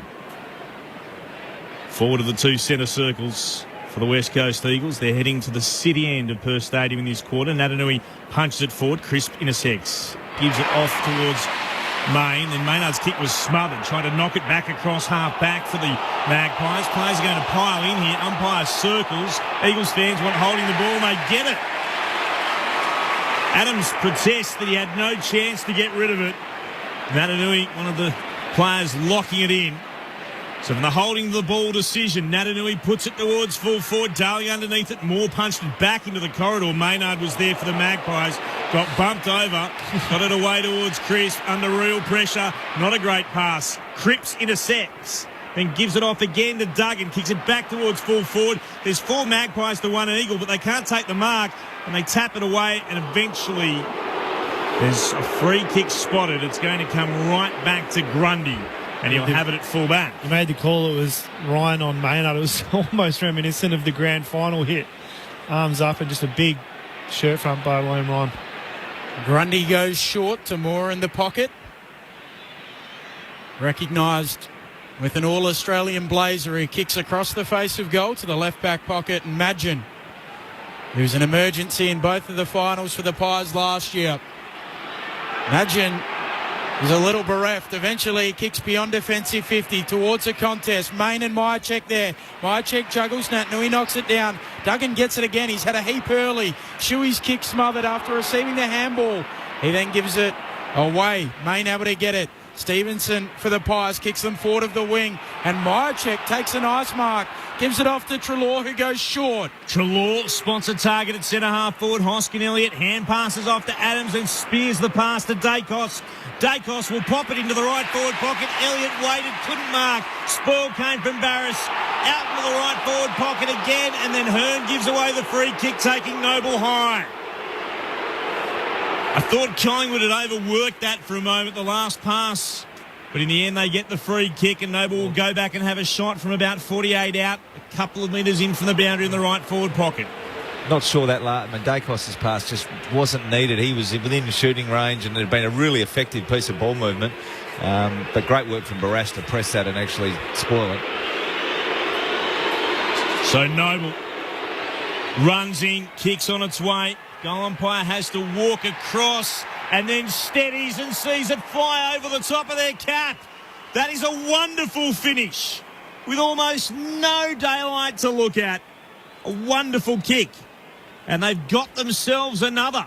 Collingwood with their 5th. 5 straight, 30 they lead. The West Coast Eagles 2-2-14. 5 gone in the second term. What a finish. Just his 2nd career goal. That was something special. And Collingwood would be really encouraged. I mean, West Coast have certainly raised their level in this second quarter. It's obvious that they've sort of got the feedback at quarter time and they've come out with more energy. But Collingwood would be really pleased with the fact they're scoring off transition, which they've struggled to do in recent times. And 4 of their goals tonight already have come from just transitioning the ball, which and their intention is to move it quickly. Correct. The handball there that Myercheck releases inside just allows the ball to keep flowing and just means that the West Coast defence can't get organised. Not sure how he had to be picked up in the mid-season draft, John Noble. He's a good runner, a good kick. He was taken by the Pies in the middle of last year, 23 years of age. The son of David Noble. He debuted at this ground against the Eagles in round 19 last year, back in the middle. Allen and Cameron in the ruck. With the clearance, the Eagles. Archie picks it up, sells some candy. Handball away to Kelly. He kicks towards full forward. Kennedy rids himself of Roughhead and marks. 15 out, slight angle right of centre. And Kennedy will try and kick his second and give the Eagles the instant reply. A short run up for Josh Kennedy. Just a handful of steps and pops it through. His second. And the Eagles do answer right back. They're 3-2-20. Collingwood a 5 straight 30, back to 10 points here on Grandstand AFL. Don Pike and Sherrod Wellingham. Some just direct footy from Kelly there. Kelly to Kennedy again, but great attack on the ball from Archie. Took the tacklers on, and he was the player who set up Kelly in that position to put in a nice deep inside 50. Yeah, and again out of a centre bounce, and Kennedy, who kicked 7 straight, if you remember last time the two teams met, he's now got 2 this quarter, and they don't want that train rolling, Collingwood. They want to shut that down pretty quickly. I think in every final that Kennedy's played, if they've kicked 3, they've won, so only one more. They win. That's interesting logic, Sharon, but you can work with it. Not sure what to say to that. Well, that's like the stat with Tip and Woody that was going around. If he kicked a goal, they won. He only kicked 1, and they won like 90% of his games. If he kicked a goal, I thought, just get it to him early and we're good. Yeah, you're good. Yeah. Confidence from that. The old days of Q&A, Tony Jones would said, I'll take that as a comment. Winning it down was Cameron. Good tackle from Shuey. Just wrapped up the go. He brought him to ground. No prior, according to the officials, will ball it up. Allen and Cameron again. Well, I thought locked the arms of Cameron. They let it play on. It comes out towards Collingwood's Treloar. Kicks the Magpies towards right half forward. Mychek got worked underneath the foot. He got hands to it. Couldn't mark. Bounces to Allen of the Eagles. In the middle of the ground to Archie. Runs through the centre circles. Just gets the kick away. Almost run down. But he's able to find Ryan, who marks. And Liam Ryan, he's about 70 from goal. Kicks high towards full forward. Darling underneath it. Couldn't mark. Got the hand pass away, though. It's spilled to Ainsworth, who snaps and goes. The 21-year-old brings the Eagles' house alight. West Coast, they move back to within 4 points of the Magpies. Collingwood a 5 straight 30. West Coast 4-2-26. 8 and a bit gone in the second term on Grandstand AFL. Our experts Don Pike and Sherrod Wellingham. A great mark by them, Ryan, with Maynard right on his hammer, and I think there's a little bit of byplay going on between those two, because a nice little hangout of the ball from right in front of Maynard, and a good kick to the advantage of Darling from Ryan. So, and again, this is highlighting West Coast strengths. You've got Ryan, Kennedy and Darling, who are very, very good one-on-one players. They get the ball in there with speed, and you can just see the Collingwood defenders getting a bit edgy, and Darling sets that up with a great contest and a ground ball that he wins and flicks off to Ainsworth. So they're starting to get rolling, West Coast. They're certainly right back in this. Does that go back to the grand final of 2018? Maynard, that's what I mean. Did you see the shoulder 5 seconds? Yeah, I also wondered whether or not he should have got a free kick in that play that ended up seeing Sheed kick the winning goal. There was a bit of byplay there. Yeah, back in the middle, Grundy wins the tap. Shuey gets it, snaps the Eagles to half forward. Bouncing ball, Pendlebury arrives. Crisp taken in a tackle. Gets a handball away. Grundy picks it up. Handball to the logo. Socket on by Adams, who paddles to his own advantage. Handball to Pendlebury for the Pies. De Goey kicks them inside, attacking 50. Low chaos ball picked up by Barris. Back feeds a handball to Cole for the Eagles. He kicks short, and Waterman's able to mark on the defensive arc at right half back for West Coast. 4 points the Pies lead. We've played 10 minutes and change in the second term. Waterman beyond defensive 50. Kicks to a big pack on the commentary wing. Mort won it down. Taken by Kelly. Hit it at pace. Dragged it in. Popped the hand past to Petruccelli. On the run. Now to Cripps. Takes a bounce at right half forward. Kicks the Eagles towards right. Full forward. Had too much on it. Oh, lucky bounce. Ainsworth was there. Gathered. And then got tackled over the line. It'll be a free kick. It's going the way of West Coast. It's against Dacos in the tackle. Was it for a sling tackle, was it? Or must be. Dangerous tackle? Maynard's just come from the ground with Something not right with his Pop the finger on it. Yeah. So Canainsworth kicked back-to-back goals. Not with that. It's across the face. Will it stay in play? It has. And it's been marked at left full forward. No, not quite. The ball was in the hands of Darling, but he's given away the free kick. It's going the way of Darcy Moore, so he'll have it at right full-back. I'm still unsure about the free kick Collingwood gave away a moment ago as Moore goes across the face of goal towards left full-back, or left half-back, and then Waterman sees it over the boundary line for a throw-in. Bridget Lacey's downstairs. Yeah, as Jared mentioned, Braden Maynard put his hand straight up and came straight to the bench. That left hand, the Docs are working on it now. Had a finger at an angle that it shouldn't go. Just been popped back in and straightened up. Nat Nui slaps it forward for the Eagles. She dribbles it inside attacking 50. Quaynor's there, gets a handball away to Madgen. Handball to Crisp for the Pies. Runs into trouble. Archie's taken him to ground. Ball jars free but holding it. The free kick is paid. So Archie will have it. The man on the mark. 50 out as Archie sets it up to the pocket. And the Pies are there. Madgen able to take the intercept mark. So a waste going inside 50 that time for the West Coast Eagles. The Pies by 4 points. Madgen beyond defensive 50. Carried the pack at left half back. Trying to knock it along the boundary line. He had one go at it here, Cameron. Was able to go rather. Then picked it up and popped it over the top. Trying to pick it up now is Elliott. Is he taking it over the line? Now that should be, if there's any consistency, deliberate, but it's not. And the West Coast fans are up and about. Again, there was someone right there. There was pressure on the player. The player in possession of the ball walks over the line. That's a throw-in. Fascinating. Thrown in again at the back. Petrocelli of the ruck contest is able to pick it up. It's been locked in. The interesting thing there, though, I think Collingwood were on a fast break and it was in Elliott's interest to keep it in, whereas the boundary's the friend of the defenders. Grundy wins it down. Shuey's out after it. Can't take it cleanly. Pendlebury does. Goes back by hand for the Magpies to Crisp. Gets a kick away inside forward 50. Nelson front position of a line of 3. Behind him was Elliott.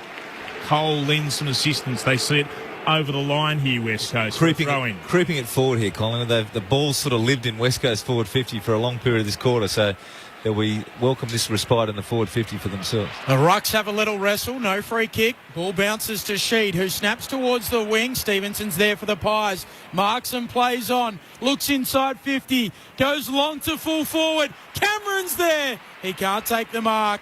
Coming through Duggan, picks it up. He's taken to turf in a strong tackle.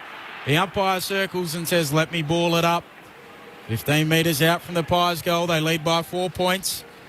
We've played 14 minutes in this second term. Nat Nui and Grundy again.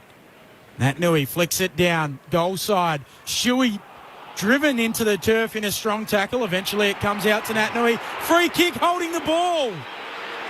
Jamie Elliott got him. And the umpire says you're holding it. And Elliott will have a free kick from 20 metres out. A slight angle left of centre.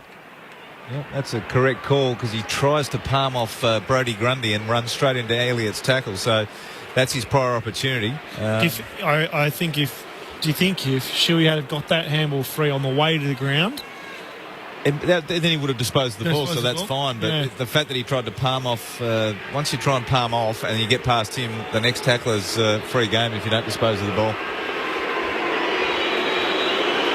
So Jamie Elliott, a very slow and deliberate approach. And he goes whack and gives Collingwood their 6th major of the night. Their 6th straight 36. The West Coast Eagles 4-2-26. Back out to 10 points on Grandstand AFL and absorbing elimination final. Clint Wilden, Ben Cameron in commentary. Don Pike and Sherrod Wellingham with all of the analysis. This is a cracking game of footy. It is. It's a ripper. They've got two teams going at it with a big prize. And the intensity, I think the first quarter was a little bit freer, but I think the intensity and the tackling is really lifted around this quarter. And you can see that Collingwood again with that ball, Stevenson got it there and kicked it deep, led to the stoppage, but it was deep. They're asking Cameron and Myercheck and Cox to compete on it, but then their smalls, Elliott, Thomas, rushing in there. Dacos getting in there front and centre, really trying to lock that ball in and create scoring opportunities. So it'll be a big finish of the half here. 10 points, the Magpies lead by. Mike's listening in. Great to have you with us, Mike. Bounce of the footy. One down again by Grundy. Out after it was Kelly. Attacked the ball aggressively. Tried to work it out. Dacos intercepted. Gave it off in turn to Treloar. And then the hand pass wasn't terrific from Collingwood. Greenwood gets it back after almost turning it over. And he'll kick into the left forward pocket. He wants Myercheck. Cox stood there. Neither could mark. Ball on the deck. Trying to bring it away was Thomas. Umpire spotted a free kick going West Coast's way. It's against Elliott. And come back to Cole, who'll have it in the right back pocket. Still 10 points is that margin. Collingwood in front, 17 gone in the second. So Cole goes short to Nelson. Played more games than in any other year. Jackson Nelson, become a regular this season. Goes really short to Shepherd, still inside the defensive arc. 10 points Collingwood's lead as Shepherd kicks long to the wing. Big pack forms. Ryan! Oh, almost in front.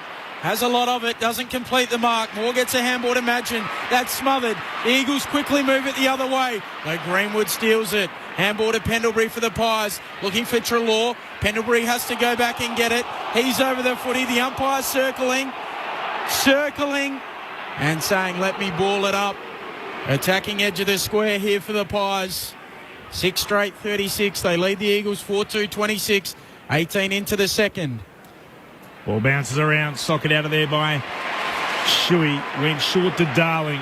Darling will put it towards right half forward. He finds Kennedy, who marks for the Eagles. He'll just pop it towards Cripps, who marks. He's deep in the right forward pocket, though. He'll kick on goal from around about 40 metres out, but it is a very tight angle to the right of centre.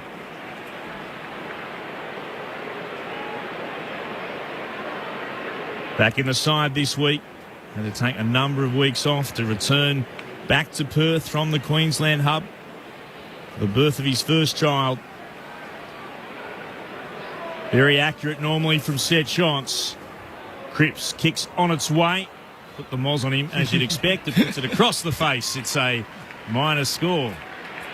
4-3-27 the Eagles. 6 straight 36 the Magpies. Bridget Lacey downstairs. Yeah, Brad Maynard just taking that kick out there. He's back out there with taping across the middle fingers on that left hand. A free kick from the long kick in. It'll go to Cameron for the Pies at left half back. So Cameron kicks forward of the wing. Cole takes a huge fly. Got a good ride on Adams. Doesn't complete the mark. Duggan in front. Rosen is taken to ground. A ball up.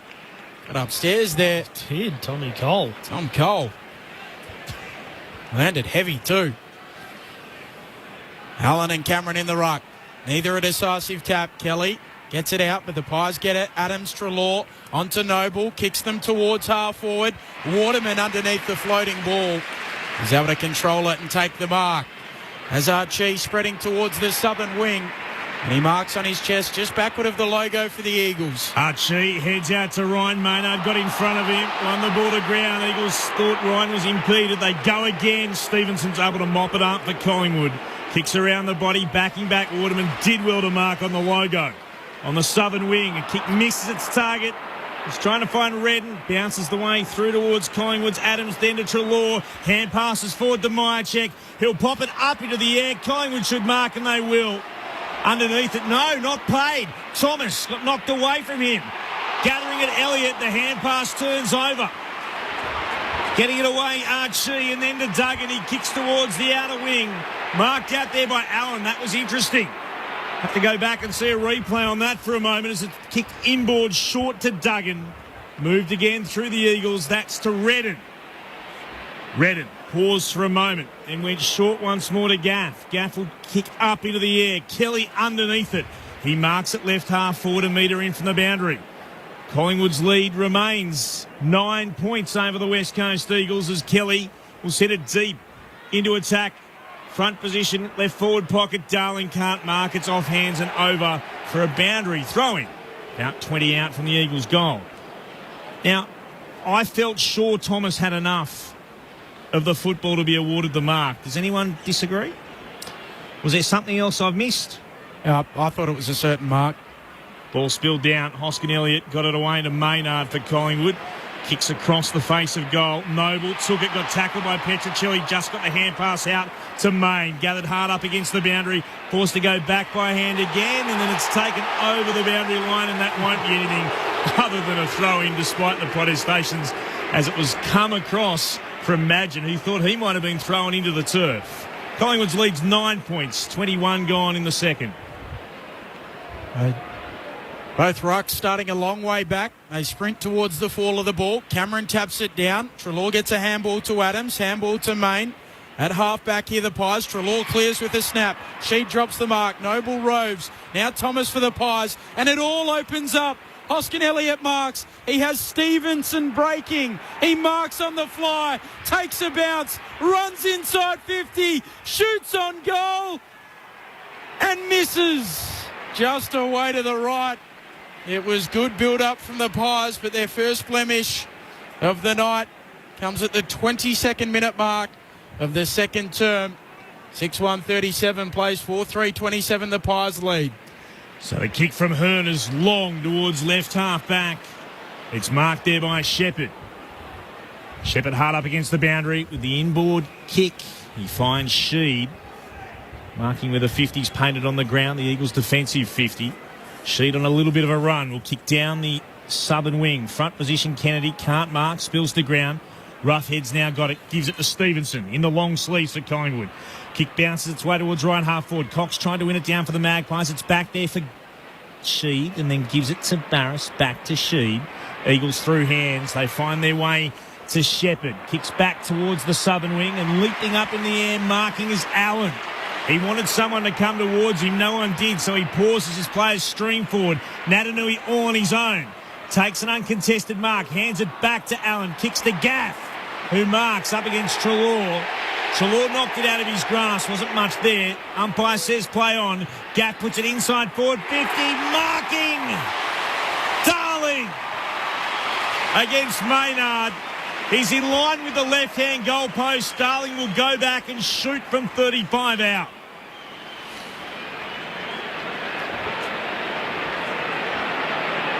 Once again, the benefit of those West Coast forwards who just compete relentlessly in the air. It started with Oscar Allen and came inboard and ends up with Darling, a great contested mark 20 metres out from goal. So Jack Darling already with a couple tonight. Comes in. Kicks the major for West Coast. Collingwood's lead is cut to 4 points, 6-1-37 to the Eagles, 5-3-33, 24 gone in the second term. Yeah, exactly right. I think Oscar Allen even linked up for the handball received then, but no, the mark against Grundy, I think it was, Oscar Allen, really important. Far side, it's that mark that really does set West Coast up for their forward 50 transition. And then, Collingwood were working really hard here across the sort of defensive mid-area, trying to trap it in, but they just let it out. And once they let it out, a little bit of fatigue's crept into the game. It's been played at such a high pace that both teams are looking a little tight out there. So it's a little opportunity on a counter-attack, and West Coast were able to do it. But once again, the ball hits a dangerous spot, and Jack Darling, in between three Collingwood defenders, really he's strong, and he's taken two or three this quarter alone and brought a couple to ground that have created scoring opportunities. The one for Ainsworth early in this quarter. The Eagles fans, they rise. 4 points, Collingwood's lead. Grundy and Natanui go at it again. Grundy stays down, able to get a palm on it. Natanui hacks it out of midair. Inside attacking 50. Fist comes from behind and more. Noble spins out of a tackle into another, holding the ball. Noble's caught. Kelly's who got him. And he'll have the kick on the stroke of half-time to give the Eagles the lead. I think it's Kennedy. Yeah. Well, Kennedy is going to get it. Kelly applied the first tackle. Big Josh Kennedy, the second, and had him cold. No, it was again, Kennedy 100%, Ben. Not sure where Kelly was, but he was lingering around when it was floating to be picked up. He got a big pat on the head from Shuey. Yeah. So Josh Kennedy, he's already got a couple tonight. Trudges in, boot to ball from 49. It's out to the right, and he misses. So the Pies will lead at the half. It'll be by 3 points, 5-4-34 to 6-1-37. Collingwood with a slight advantage as we get into the main break. So the goal kickers for Collingwood, Mason Cox with 3. And alongside those, you can add Jamie Elliott, who got 1, Noble with 1, and also Taylor Adams. While for the West Coast Eagles, they're 5 goals, 2 to Darling, 2 to Kennedy, and a single to Ainsworth. Collingwood 6-1-37 to West Coast 5-4-34. Let us know where you're listening. If you've got a question for Don or for Sharad, or you want to make a comment on the game, 0437 774 774. Great to hear so many of you listening right around the nation. This, like we've seen throughout week 1 of the finals, really does look like it's going to be another absolute cracker. Collingwood's 16-point lead at quarter time cut to 3 points at half time. The umpires get the usual reception they get at Perth Stadium. The Eagles now making their way off the ground. So too Collingwood. They're heading down into their rooms as well, using the Fremantle rooms tonight at Collingwood Football Club. 6-1-37 the Magpies, the Eagles 5-4-34. Let's get the thoughts of our experts. Don Pike and Sharad Wellingham. There's been a few curious decisions, but it's been good to watch. There's been some good footy. Yeah. I think, the intensity throughout the whole game so far, like you said, Pikey, the intensity's been really high, and we've seen some tired bodies already, but I was probably more impressed with Collingwood in the first quarter than I was in the second. They stuck to their game plan. They still did the same thing in the second quarter, but it was more a matter of West Coast kind of raising their game and realising what they needed to do to quell that. Yeah, I thought in the second quarter we saw a little bit more of the old Collingwood, the handball. And that was probably due to West Coast pressure. All of a sudden they were 2 handballs and handballing back and then being forced to kick it forward, whereas in the first quarter they were able to, partly due to their intent, but also through to probably a little lack of pressure from West Coast, who raised the bar that quarter. More go up the game. The times we did see it go inside Collingwood's forward 50 were the times when they were able to do the out the backs, or the linking play with the forward handball, bringing others into the game. Yeah, and that dropped away. Credit to West Coast. And then West Coast, their key forwards were really influential in that quarter. Both Darling and Kennedy had great quarters. Kennedy kicked the 2 goals. Darling kicked 1, I think, and was certainly had a hand in the other one that Ainsworth kicked. So evenly balanced at half time, but really cracking game of footy. There's 2 teams here with a lot to play for, and they're continuing to ask questions of each other, and it's going to be fascinating to see what the second half throws up. As you mentioned, as all really strong midfielders do, they find a way to get themselves into the game, and Kelly's done that with 7 disposals in that second quarter and played a strong hand in, I think, 2 or 3 goals. So a really good turnaround. And they've done it really without much influence from Shuey, who's been quiet. McGovern hasn't really had any significant influence on the game, and Sheeds generated a little bit of ball, but hasn't really, been as dominant as he can rushed, be. So there's, Cox, who started like a German band, he didn't touch the ball that quarter, so he's taken 3 contested marks inside 50 and kicked 3 goals, and then not to be seen. So I don't think he's on track for 12 anymore. Clint, I'm sorry. I think that dream might have died. He's on track for 6. He's still on track for 6. He's still on track for 6. It was remarkable what he was able to do when they were just able to find him. So he certainly was spectacular in that first quarter, kicking 3 goals in it was around about 3.5 minutes. It was quite a remarkable little surge from Collingwood and their big American Mason Cox. He leads the goal kickers with 3. Couple of questions I'm really curious to know, and there's been a bit of discussion, particularly on the text message line as well, 0437 774 774. Tom from Melbourne, by the way, hoping the West Coast Globetrotters show can be in full flight in the second half. Jacob Clayton, the Eagles held Big Cox down in the second quarter. He was the difference in the first. He certainly was. The free kick that we saw Braden Ainsworth get the shot at goal was for a push in the back from the Cripps kick. It was against Maynard. It was a down-the-ground free kick, which I'll 100% honest with you, I missed. I was watching where it had gone, so that's the reason for the free kick that we were curious about otherwise. The decision earlier on, Biggles is at the game. I know Biggles is a big listener. G'day, Biggles, if you're still listening to us. That would be the worst umpiring decision I've ever seen, he says, for that moment when one of the Eagles players got caught for, well, contact below the knee up against a Collingwood player who could have been pinged for Treloar. Yeah, Treloar for and Redden. kicking in danger. Yeah, it was an odd one, I think. It was a decision either way, and I think in those circumstances, the umpire, especially finals footy, just let the game roll. Didn't have too much of an impact on the contest, so I reckon you just let that one go. It is incredible. Like, it feels like the crowd makes a real ruckus, don't they? And it feels as if the umpires can sense it. I'm not sure what it is, but it is a real factor here at Perth Stadium when the West Coast Eagles fans are up and running. Which is one of the great things that you have. That's why you have a home ground. That's a home ground advantage. The earlier decision, which we've seen then, well, it wasn't, I would say, exactly consistency. The deliberate out-of-bounds calls. How have you seen those tonight? I think the McGovern one, I'd be surprised if they'd say they got that right. But the others, it's always hard because when you take possession of the ball close to the boundary, letter of the law is you have to have intent to keep the ball in. But when you've got direct pressure from an opposition and you decide to go left, and left happens to be the boundary because that's your best path of evading the guy, I'm not sure if you're deliberately taking the ball out of bounds or you're just trying to actually play the game. Yeah, exactly. So, yeah, it's a fine line. And as I say, I think the McGovern one early was incorrect. But after that, yeah, I don't think there's been any that I'm looking at going, well, they should have paid that. The one that they missed, I think, was the Thomas mark inside 50. I thought that was a mark. Were you guys a bit more on the fence? I'm on the fence because he dropped it as the contact came. Yep. And I don't think he had a huge amount of... Like, you can stop the ball and have grasp control of it, but then if you get contact and it comes loose, I think that should... Yeah, I think the umpire was closer than we are. Obviously, I think he looked at and decided the contact in the mark wasn't strong enough that he actually had complete control. And then when the contact came, the ball spilled, then it was naturally he called play on. So I don't think the contact forced him to lose the ball. I think the ball was not completely secured. Yeah.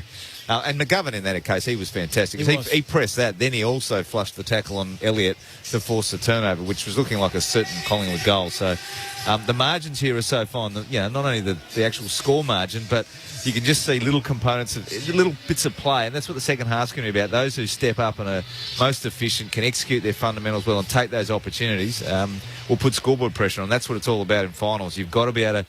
You can dominate the game for a period, but if you don't whack it on the board, as we saw with Geelong versus Port on Friday night, if you don't actually get it on the board, it counts for not a lot because it's going to ebb and flow, as we've seen in this game already. It's been terrific to watch, despite the controversial moments. There's always a couple of them. You do feel for umpires here at the West Coast Eagles home ground. Weagles is used as a derogatory term. Please don't use it, guys. Surely that's chat room rubbish. Dan, if I've said it, I didn't do it deliberately. I certainly do apologise again, but it wasn't said deliberately. So, I think you were reading out a text, weren't you? I probably was. Yeah. And quite often, as I've discovered in the past, you just read exactly what's on the screen. Can get into trouble for that as well, Sharad, along the way, I assure you. Dan, if there was any offence taken, certainly wasn't deliberate. 6-1-37, the Magpies, the Eagles are 5-4-34. It is half-time here at Perth Stadium. We'll come back with plenty more and see what will happen in this second half. Hopefully the finals, week one, is as good as we've seen so far. Already winning through to a prelim final. Port Adelaide on Thursday night, Brisbane on Friday night. It'll be Richmond versus St Kilda in one of the two semi-finals after St Kilda beat the Bulldogs by 3 points earlier today. Will it be the Eagles or Collingwood to take on Geelong in the other semi-final next week? We'll find out the second half to come. But right now, let's pause and take the latest from the ABC Newsroom.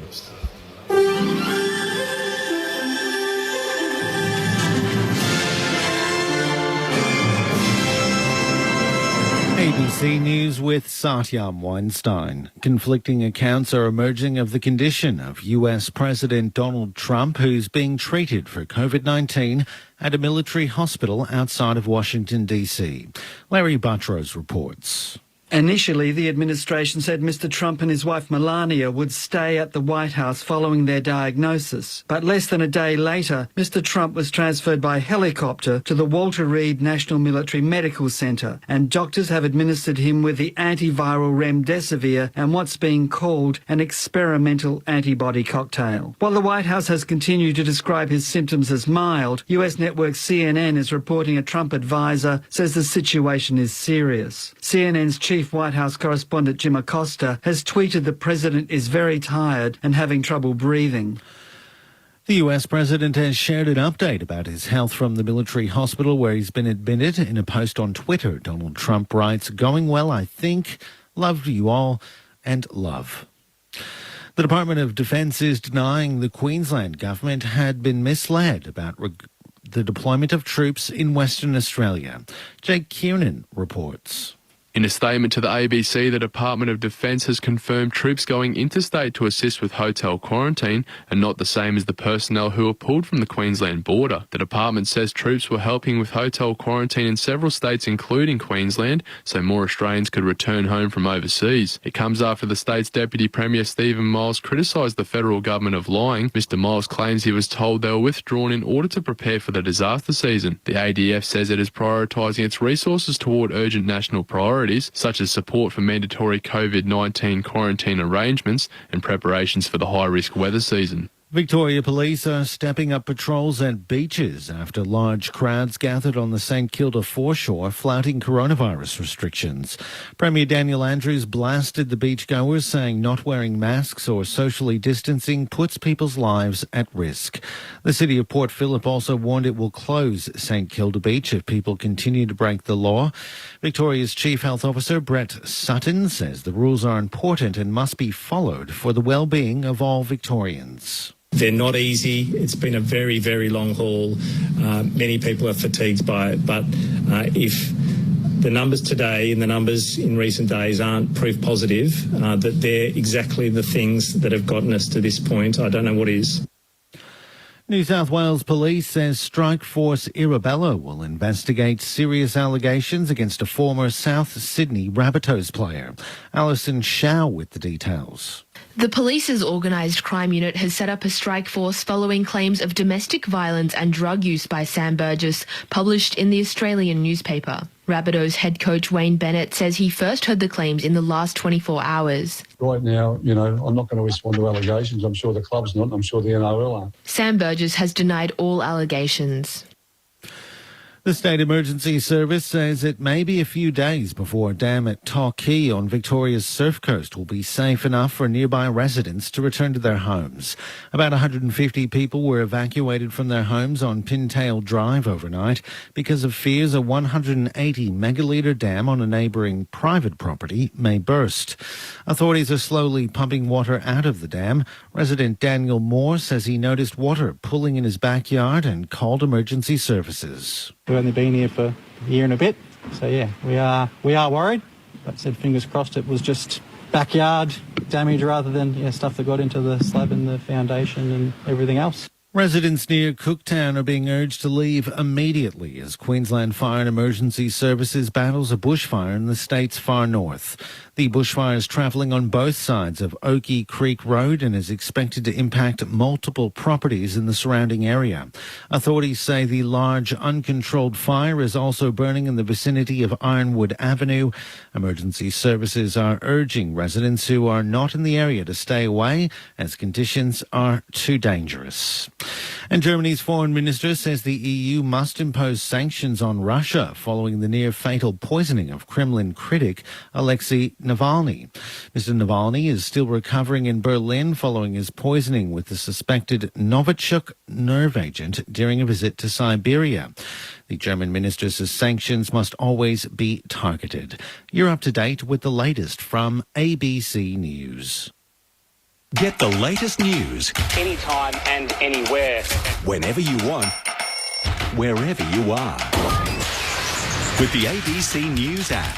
Top stories from your state, Australia, and around the world.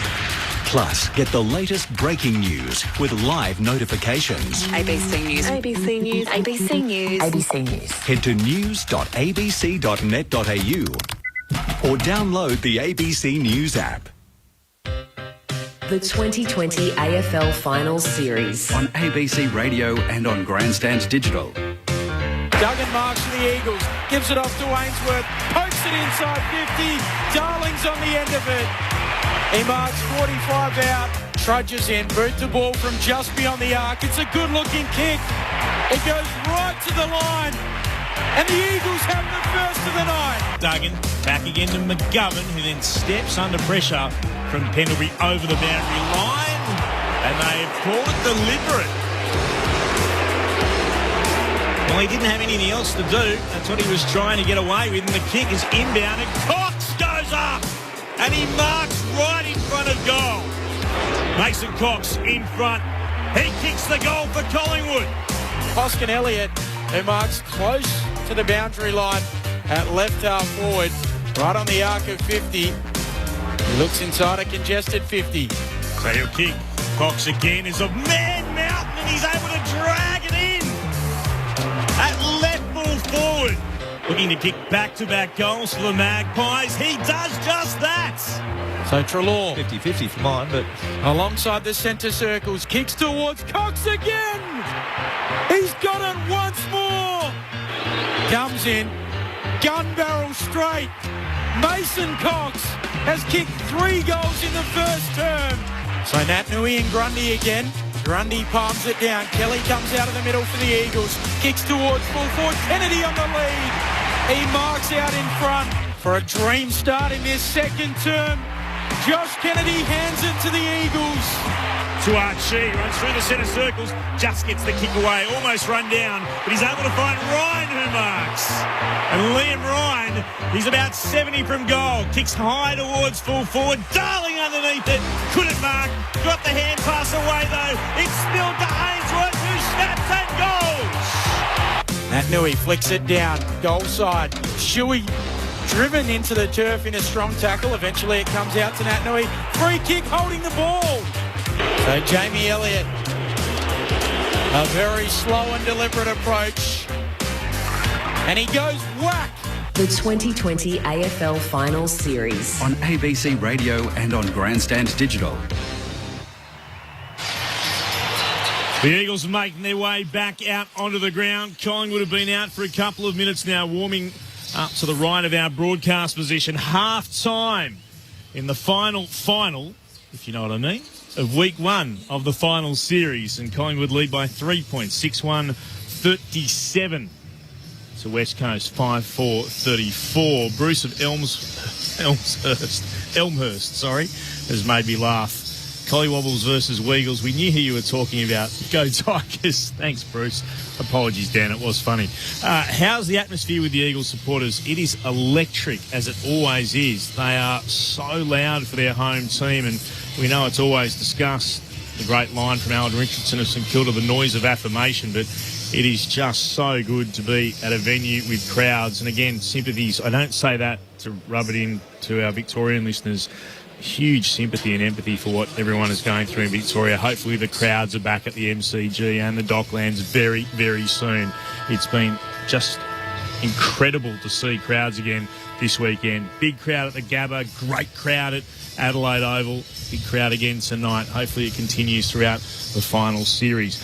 The news is just through about the next 2 weeks for the AFL finals. The schedule is like this. Richmond have got what they wanted. That is, the semi-final will be played on the Gold Coast. It's the Friday night game. Richmond against St Kilda next Friday, 7 o'clock bounce Eastern. The semi-final between the winner of Geelong and this game will be played on Saturday at the Gabba, the 10th of October. 7:40 bounce down again, or 7:40 bounce down Eastern time for that. Then week 3 going ahead, the first preliminary final, which will be Port Adelaide versus the winner of the second semi, that is Richmond versus St Kilda. That'll be at the Adelaide Oval at a 7:50 bounce Eastern. And then on Saturday, the 17th of October, the Brisbane Lions are at the Gabba, where they'll play the winner of the first semi-final, be that Collingwood, West Coast or Geelong. 3 teams still in the mix to battle out that. Teams heading to their respective positions. The light show is spectacular. The LED show here for the West Coast Eagles. The stadium just bursts into life in blue and gold. Will the Eagles be able to continue this fight back? They trailed by 16 points at quarter time. They cut it back to 3 points at the half. Batman and Robert in their forward 50. Kennedy and Darling both with a couple. And there's some interesting news from downstairs. We were talking about it at half time. The efforts in the middle of the ground. Bridget Lacey, I know it's loud, but what can you tell us? Yeah, just interested to see Brodie Grundy come to the Brents bench to start this quarter. So they're backing in the local boy from WA in the centre to start this second half. Darcy Cameron, interesting from Collingwood. So the second half about to get underway. Collingwood with a 3-point head start as Cameron wins the tap, palms it down towards Adams. Emerging with the football, Shuey though for the Eagles, kicks towards half forward. Archie can't mark, Ryan can't rove. Archie tries again, gets it this time, off to Ryan, handball to Cripps, kicks to the goal square, Allen marks. 12 metres out, slide angle right of centre, and the Eagles, they just willed it forward, and eventually it ends in the awaiting arms of Oscar Allen. I think playing behind, but attacked the ball really well, Oscar Allen, and just caught Imagine not really knowing where he was. Hard when you don't know where your opposition forward is. One of 3 Eagles playing in their first final tonight. Comes in, close range, completes it, puts it through for the major, and the Eagles take back the lead. Their first lead since the 13-minute mark of the first term.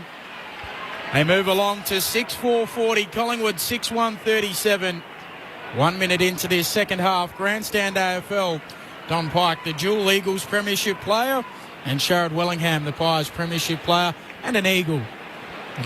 The little bit of a different one there. It was efficient, but it was not as clean. Nick Nat lost the hit out. It wasn't a clean inside 50, but it was still a super quick goal to start with. But again, their third goal of the night from centre bounce, and that's a massive advantage in a 6-goal game, and you get 3 out of centre bounce, and it's, as I said, it's been one of their strengths all year, and they continue to go to that space tonight to now get in front of this game. So yeah, right, it was just knock on, get it there, whack it forward, and even the last kick in wasn't a place kick; it was just sort of a rush surge kick, and it good mark by Allen. I think it was Chris Scott who said the worst thing about playing West Coast is when they kick a goal, it goes back to the centre bounce.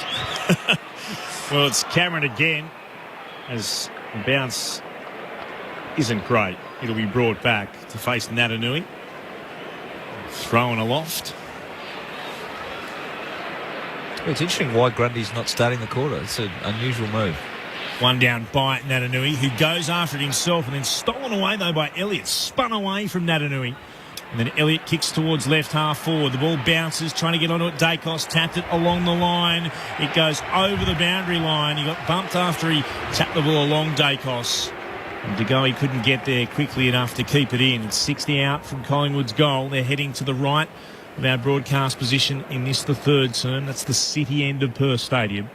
The ball back in. Cameron against Natanui. Natanui won it down straight to Kelly. Gave it to Redden. Back to Kelly. Couldn't drag it in. Wasn't a great hand pass. Natanui mopped up to Redden again. Now to Shuey. Kicks the Eagles towards Senui out of side. Moore's done well. Gathered the football. Wheeled around. Up against Darling. Sends it back inside attacking 50 and Shepherd marks. Nicely worked then McGovern. Just working in front of Myercheck to allow Shepherd to mark that football as the ball's towards right half back to Shuey. And he'll move it short to Darling, who marks for West Coast. They lead the Eagles by 3 points, 3 minutes into the third. Clint Wilden alongside this man, Ben Cameron, in commentary. So Darling kicks forward of the wing for the Eagles, looking for a marker. Allen comes up, can't take it. Gaff coming through, dispossessed of the football. Allen goes in again. He's held up in a tackle, and the umpire will ball it up. So the Eagles by 3 points. Cameron wins the tap down. Adams with the clearing kick, tumbles it to the wing. De Goey comes up. He's been quiet. Dacos picks it up. Handball forward to Pendlebury. Just forward of the wing. Feigns to kick, then does. Towards half forward. Cox. Marks leading out. Gets it off to De Goey. Gets around his man. Onto his left. Kick towards goal. Geordie DeGoey! Hasn't been his night, but that's his moment. And the Pies take back the lead. They're 7-1-43. The Eagles 6-4-40. 4 minutes into the third term on Grandstand AFL. And that's the class of Scott Pendlebury there. He got the ball on the outer side, and a lot of players would have just whacked it on the boot, but he waited and held until Cox just got a little bit of separation, and then he was able to lower his eyes and find that target. And from there, to DeGoey, who we know the quality of DeGoey, and it was an outstanding finish. But just Pendlebury's game awareness to use the ball effectively sets the goal up. Bridget Lacey's on the boundary. Bridge. Brodie Grundy out there now. Heads straight to the centre circles where Natanui awaits. Magpies back in front. They lead by 3. Tom Barras again stands alongside Mason Cox. They're right on the goal line between the big sticks. City end of the ground. 5th versus 8th. West Coast against Collingwood. It's the game that we were hoping for so far. Bounce of the footy. Natanui flew early. Grundy does tap it down. Gather's got a little nudge from Treloar. Works it on to Natanui though. Then to Redden. Kicks towards centre half forward. Ryan's there. Hand passes to the running Cripps, who did well to gather and then thumps it home. They will celebrate with him. It's all about the bub. Not this time a bub in a hub, but a bub at home for Jamie Cripps. He's back in the team and back amongst the goal kickers. West Coast in front again by 3 points. 6 minutes gone in the third. 7-4-46 the Eagles. Collingwood 7-1-43. Our experts Don Pike and Sharad Wellingham. Smooth pick up from Jamie Cripps. I think they're both having a little bit of a laugh about it now as we watch the replay. But again, a centre bounce goal. Nick Nat's follow up work, handballs it onto Redden, and then it wasn't that clean, crisp ball that we've seen from the CB, but it got there and a great pick-up. Absolutely amazing pick-up off his toes from Jamie Cripps and a good finish from 45 out. So a 4th lead change of the night. Jamie Cripps back in the team, last played round 14. Welcomed his first child into the world. In the interim, he's been out of the bubble. Now he's back in. Natanui and Grundy in the middle. Natanui steps around Grundy, lays it down towards Redden. He loses it in the Pendlebury tackle. And they all dive on top. So we'll try again, still inside the bullseye in the middle of Perth Stadium. Umpire puts it aloft. Grundy slaps it down this time, but Natanui picks it up. Bumped off his kick. Crisp in there. Now Grundy gets it. Handball away to Main. Handball to Quaynor. Now Noble. Off half-back for the Pies. A kick towards half-forward. Hoskin Elliott goes up. Hearn there with him. Thomas at the fall of the ball for the Pies. Hoskin Elliott picks it up. Now Main spins in a tackle. Back to Hoskin Elliott. Handball back to Noble. Just gets it on the boot. A kick to half-forward. Getting a hand in Myercheck. McGovern at the fall for the Eagles. And opens it all up with a kick on the 45 into the middle and Ainsworth. Ainsworth moves it on quickly, finds Waterman, thumps it towards the southern wing and hits Darling. Got in front of Moore. Darling marks, looks to play on, kicks over the top of Moore and can't quite find Cole. Cole unable to stop it, rolling over the boundary line for a throw in at right half forward for the Eagles. It's a good movement there, but they probably missed one overlap option. There was before they went to Darling. They could have actually got Cole the player Cole. They could have run and carried the ball. Throwing in Grundy, won it down to Pendlebury. Kicks Collingwood towards left half forward, waiting for it. Front on contact came from Myercheck. McGovern couldn't mark, but he was infringed and he'll get the free kick. Peter listening in Canberra Hospital. Hope you're working, Peter, and you're not unwell. If you are, hope you get better soon. The Pies have surprised the Eagles, and I hope the Pies go on to win well. Thanks, Peter, for getting in touch. 0437 774 774. Short kick. He's moved to Shepherd for West Coast. Down the line, big punch came from Darling. Absolutely thumped it over the boundary line. Actually, probably went back about 30 metres. It'll be a throw in between right half back and centre wing out of side of Perth Stadium. West Coast lead on the scoreboard. They're up by 3 points. 7-4 to 7-1. 9 gone in the third. Allen in the ruck for the Eagles. Hands on it along with Grundy. A little kick comes out towards Crisp, who kicks the Pies inside attacking 50. Bouncing ball McGovern's there to mop up for West Coast. Back feeds a handball to Barris, who thumps it to the wing. Marking contest. Allen goes up. Grundy comes down with it. Gaff takes it from him. His handball's out of play. We'll get a boundary throw in between wing and left half forward for Collingwood. There's 7-1-43 trailing the Eagles. 7-4-46. The Pies have led for most of the night. The Eagles in front at the moment. Ball back in. Allen worked it out and did really well to find Cripps, who runs to the logo, thumps it inside forward 50, one-on-one battle. Unable to mark it was Kennedy, and is he giving away the free kick? He has. Roughhead will have it. Just having the front of the jumper held, according to the officials.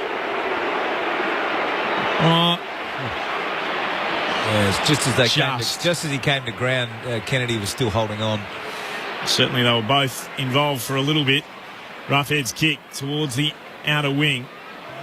Treloar on the deck, shoveled it out to Greenwood. Broke a tackle, got a hand pass away to Chris for Collingwood. Kicks back down the wing. Mychek going forward. The spoil came from McGovern. Came out the back for the Eagles. They'll have it through Redden. Now to Gaff. Gaff forced to backtrack. He's able to hit Cole, who marks on his chest. A metre in from the boundary at right half back. 11 gone in the third. The Eagles lead by 3. So Cole runs around the boundary. Kicks towards half forward. Going up, Allen. Moore's there with the fist. He sends it out of play. We'll get a throw in. Just get a feeling West Coast are just getting the game played on their terms. It's on their tempo, isn't it? It's on their tempo, on their terms. The last 4 or 5 entries Collingwood have had in their forward half, they've either lost a ground ball or aerial or free kick, and it's coming back into the midfield too quickly for mine. Allen and Grundy in the ruck. Grundy brings it down in front with his left hand. Treloar picks it up, takes a bounce, thinks about a second, decides to kick instead.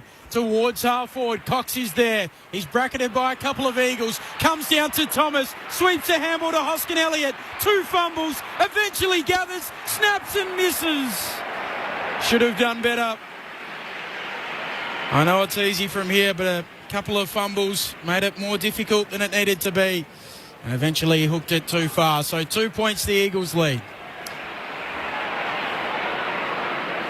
Nelson looks to take it away. And stabs the pass to Redden. Redden moves it short. He's able to find McGovern, who goes down the outer wing. It's a beautifully measured kick. On him turn to Ryan, then to Sheed, now to Allen, racing through West Coast. To Gaff inside forward 50. Well read by Chris for Collingwood. Got in front and took the defensive mark. Needed to be taken. And then puts it out towards Main, who marks deep in the right back pocket. Chris Main showed tremendous courage. Missed a couple of weeks, of course, after that hefty knock, and then kicks towards right half back. Mychek won it down to Greenwood. Kicks up in the air towards right half forward. Real battle hit here. Shepherd against DeGoey. Shepherd taps it towards the boundary line, and it's over for a throw-in.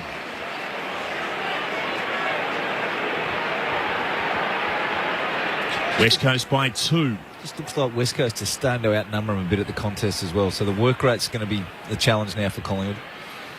Grundy front position. He swung a hand at it. Missed it the first time. Got it with the second. Out towards Pendlebury, though. Hard up against the boundary line. Under pressure takes it over the line. And that will be, quite rightly, a throw-in. The Eagles fans still protesting after McGovern was pinged for deliberate back in the first term. Spun in again. Both rucks missed it. Tapped back by Chris, but down the throat of Archie for the Eagles. And he moves it on towards Shuey. Now to Sheed, receiving the hand pass on centre wing. Kicks into the left forward pocket. One-on-one battle. Moore versus Darling. Moore's done well. Won it to ground. Got it on to Madgen. Cleverly stepped away from Kennedy. Kicks Collingwood towards right half forward. The Pies with the numbers. They bring it to ground. It came to Elliott. Looking to get a hand pass out. Tackled by Nelson. The ball does go free. To Mychek. To Goey. Centering pass. It needs to be precise. It is. Hoskin Elliott marks. Turns. Shoots. Goals. Great play, Collingwood. And they hit the front, the Magpies. Back in the lead at the 14-minute mark of the third term. They're 8-2-50 to West Coast 7-4-46. Grandstand AFL on ABC Radio, News Radio and Grandstand Digital. Our experts Don Pike and Sharad Wellingham. Yeah, well, just a really good one-on-one contest. Darling v Moore. Moore got it done and created the flow, and all of a sudden again they're going at the game Madgen kicks the ball long and creates the contest. Now, the question will be asked is how did he get rid of the ball down here? And, Elliott certainly was tackled well by Nelson, had an opportunity, but it was almost just dropped. But that's probably the rule. The rule says if you have no prior opportunity, as long as you attempt to dispose of it, even if you don't kick or handball it, it's play on. So from there, Collingwood were able to flow in and, again, beautiful vision from De Goey, who finds Hoskin Elliott for the finish. But a transitional goal again for Collingwood. That's what they're going to need to keep doing and have the courage to keep attacking the goal face with any of their ball movement. Only his second goal in his last 5 games for Hoskin Elliott. One of 13 players out there for Collingwood who played in that 2018 grand final. Nat Nui backhands it down looking for Sheed. Sheed eventually picks it up. Treloar steals it. Gives it off to Adams. Back to Treloar. Handball inside 50. Here's Thomas, who just weaves, then kicks it short to Elliott. Plays on. Goes from 50 right towards the goal line. It's just the wrong side of the post. A minor score. The Pies lead out to 5. They're 8-3-51. West Coast 7-4-46. 5 points the Pies lead. Quarter hour mark, third term. So Hearn brings it back into play. Thumping kick to the southern wing. Brought down by Cameron for Collingwood. Madgen picks it up, tackled immediately. No prior. Ball up will be the decision. Outer edge of the centre square, just inside Collingwood's defensive half of the ground. Ball put aloft. Both rucks had a go. Cameron with the more telling tap. It came out to Dacos, went back by hand through traffic to Chris, then to Treloar. That's a lovely hand pass to Dacos. Runs Collingwood to left half forward, then kicks towards full forward and up and marking Myercheck. Hit his head on the turf solidly after the battle with Hearn in the air, but he's okay and could go back and try and kick what would be his first of the evening.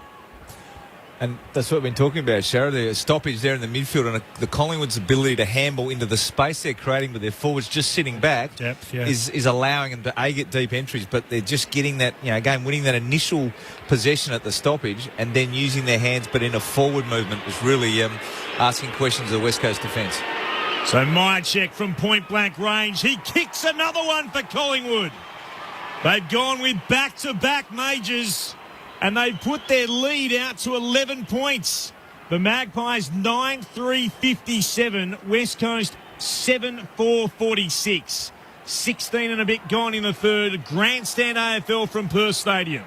Well, I think you made the call. The tempo slipped into West Coast's hands, and then Collingwood have managed to wrestle, not so much wrestle the tempo back, but have just gone bang, bang with a couple of transition goals off the back of some really good structural play and just bringing the teammates into the game into space. And these centre bounces are going to become so crucial from here through the rest of the game, because you can see the last one that Collingwood won, it was deep, it goes through for a point, but it just allows the game to be played in the half. And both coaches will be very, very mindful of the territory battle and trying to win that, and it starts with these centre bounces. So the man they call Checkers has a good record at this venue. His 11th goal in this, his 7th game. It's a good story too. He's a mature age pickup. The bounce back in the middle. Cameron and Nat Nui. Shuey gets the tap off the hands of Cameron. Kicks towards half forward for the Eagles. Race is on. Maynard gets there first. Misses the target with his handball. Cameron arrives though. Gives a don't argue. Shovels out a handball towards the boundary line. Shuey picks it up though. Ryan slips over. Shuey was looking for him with the kick. And Cameron's there again. Eventually jams it on the boot, and Sheed will run up and mark. So the Eagles have it just forward of the wing. Sheed pokes a kick short to Shuey. About 80 from home. Looks inside 50, tries to weight it to Kennedy. Getting a hand on it. It was Cameron, but it was a little high on Kennedy. And the West Coast Eagles spearhead will get the kick. Man on the mark, 35 out. It's a 45-degree angle on the left-hand side. Beautifully weighted kick by Shuey. I think he almost waited for Kennedy to instigate the lead and just knew that space was there. Yeah, Darling was sort of holding in the pocket and created that space, and Kennedy's, such a quality forward. He identified that space quickly and early. Not sure about the free kick. It was very... Probably not there. I mean, Cameron's got a right to compete on the ball. Kennedy comes in.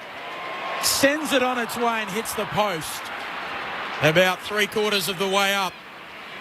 It was just starting to straighten as he would have liked, but not quite enough. So 10 points. Collingwood's lead, 19 minutes into the third term.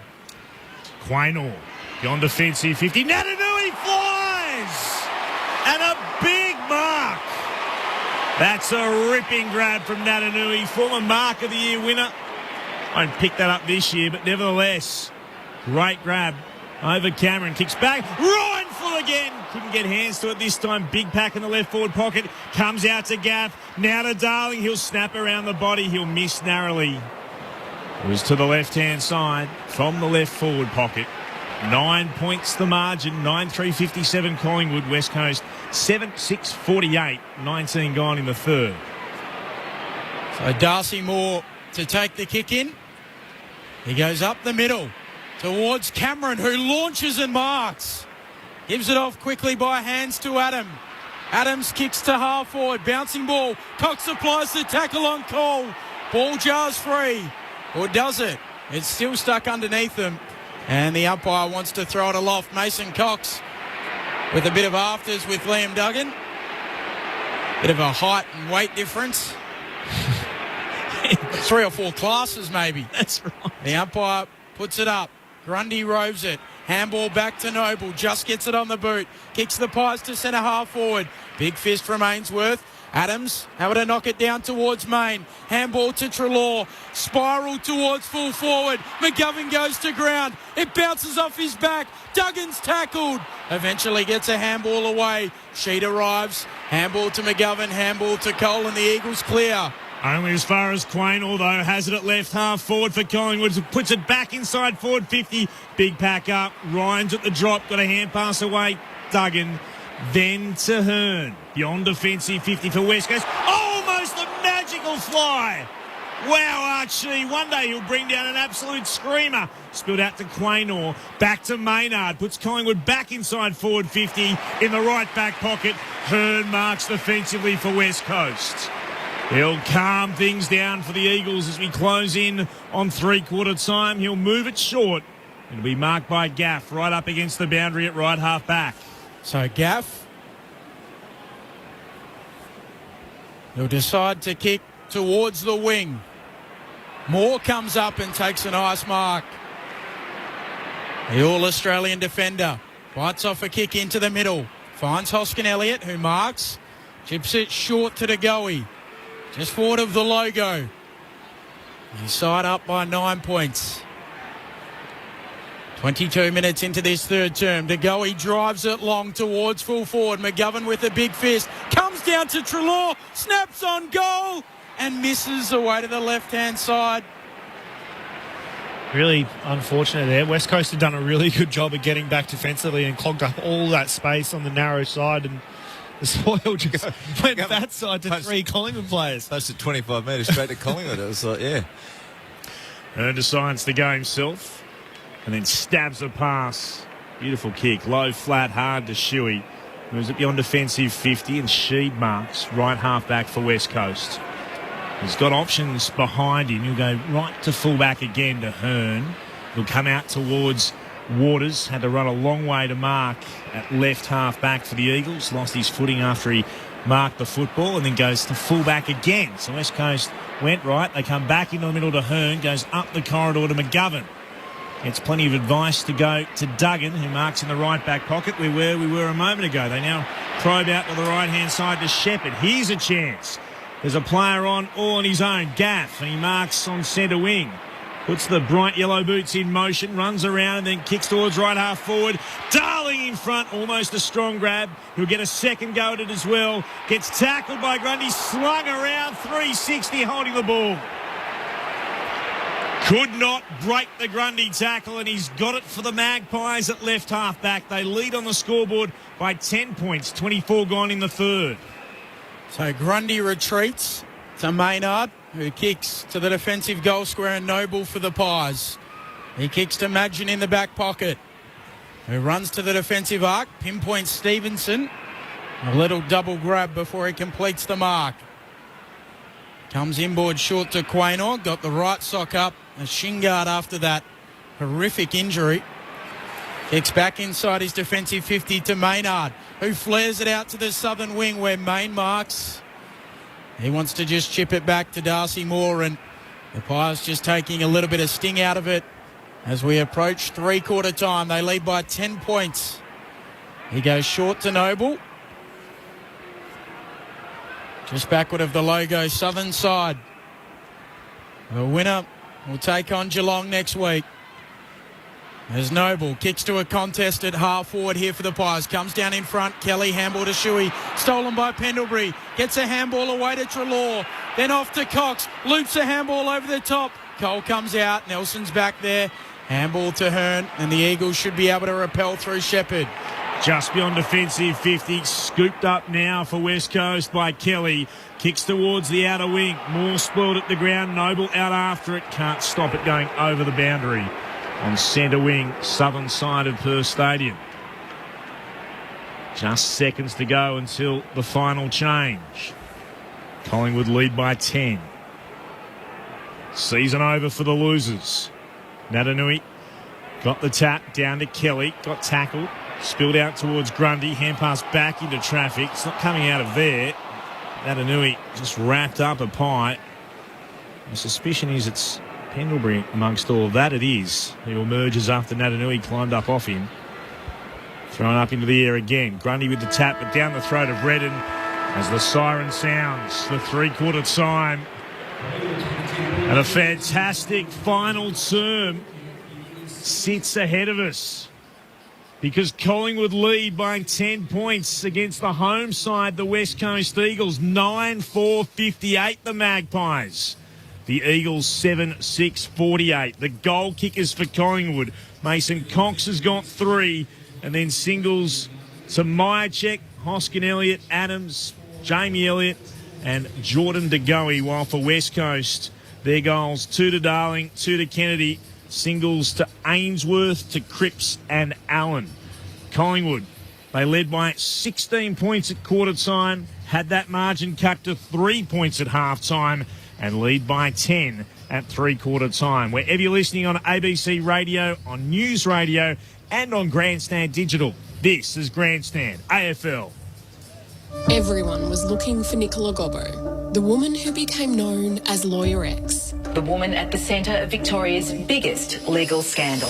Since going into hiding, the only interview she's done is with the ABC. Nicola Gobbo, location undisclosed. And now we're telling her full story. She was under enormous pressure. It's like the ultimate betrayal. When you're stuck in hell, keep going. The Informer, a gripping new season of the hit podcast Trace. Hear it on the ABC Listener. The 2020 AFL Finals Series. On ABC Radio and on Grandstand Digital. Archie can't mark, Ryan can't rope. Archie tries again, gets it this time. Off to Ryan, handball to Cripps, kicks to the goal square, Allen marks. 12 metres out, slide angle right of centre. One of 3 Eagles playing in their first final tonight.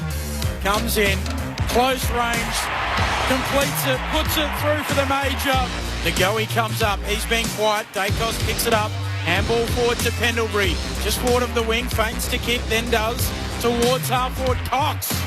Marks leading out, gets it off to the Goey, gets around his man, onto his left, kick towards goal, Geordie De Goey. Hasn't been his night, but that's his moment. Bounce of the footy. Natanui flew early. Grundy does tap it down. Gather's got a little nudge from Treloar. Works it on to Natanui though. Then to Redden. Kicks towards centre half forward. Ryan's there. Hand passes to the running Cripps, who did well to gather and then thumps it home. They will celebrate with him. It's all about the bub. Not this time a bub in a hub, but a bub at home for Jamie Cripps. The Pies with the numbers. They bring it to ground. It came to Elliott. Looking to get a hand pass out. Tackled by Nelson. The ball does jump free. To Myercheck. De Goey. Centering pass. It needs to be precise. It is. Hoskin Elliott marks. Turns. Shoots. Goals. Great play, Collingwood. Treloar. That's a lovely hand pass to Dacos. Runs Collingwood to left half forward. Then kicks towards full forward and up and marking Myercheck. So Myercheck from point-blank range. He kicks another one for Collingwood. Quaynor, beyond defensive 50. Natanui flies! And a big mark. That's a ripping grab from Natanui. The 2020 AFL Finals Series. On ABC Radio and on Grandstand Digital. 0437 774 774 is our text message number. We'd love to hear from you. We'll get to your text in just a moment. But this is a fantastic game of football, as we've seen throughout the finals. Collingwood lead by 10 points at three-quarter time. Eagles fans will remember in the first week of the 2018 final series, they led by 10 points at three-quarter time as well. West Coast went on to win by 16. What will occur tonight? Collingwood have been terrific at times. So too the Eagles. Don Pike, Sharad Willingham, what are we expecting? Well, after a little burst from West Coast at the start of that quarter, got them in front. Collingwood then, to their credit, responded really strongly, and the game was played in their half for the last part of it. And Collingwood's ability to score on the transition, Sharad, has improved. It was one of their weaknesses coming into the game. It's been for a long time. And they've scored 3 goals that quarter, a couple from stoppage, one on the transition out of the back half, whereas West Coast is struggling in that space. Now, that's a credit to Collingwood. We know Collingwood's a really strong defensive side, but West Coast also like to kick a ball around the boundary. Yeah. And they haven't had any transition through the corridor. So Collingwood's been able to use the corridor more on transition, which has created opportunities for them to score. West Coast are reluctant to take it in there because that's not their mode, and they've really relied upon their main scoring source at the moment is centre bounce. They've kicked 4 of their 7 goals from centre bounce, so that's going to be important for Collingwood to shut that down in the last quarter. But West Coast will need to start to shift the ball a bit and ask some more questions of the Collingwood defence. When it's transitional football. On transition. Yeah. And I think Collingwood can't afford to go, and I'm sure they're not going to, but they can't afford to go defensive at the stoppage and go away from what they have been doing. They just need to stick fat, continue the way they have been going. They might get their West Coast might get their couple of goals from CB, but they've just got to make sure that they don't start using the ball well enough to transition goal. Yeah, and look, these games come down to finals. There's 10 points the difference. There'll be a big moment. There'll be a moment, but it'll be the team who wins the contest, and that whether that be air or ground, and then there's a component of work rate. If you can get the extra number over there, 3 beats 2 more often, 4 beats 3, and so it really comes down to the work rate of the teams, winning the contest, and basically taking your moment. And that's about efficiency and execution of your fundamentals. And that's why we love finals footy so much, because it's, 12, we saw that today, the St Kilda Bulldogs game. It looked like it's all over, and next minute you're fighting for your life for the last 3 minutes trying to win or save a game. So, sets up for a great last quarter. What do the numbers tell us, Ben Cameron?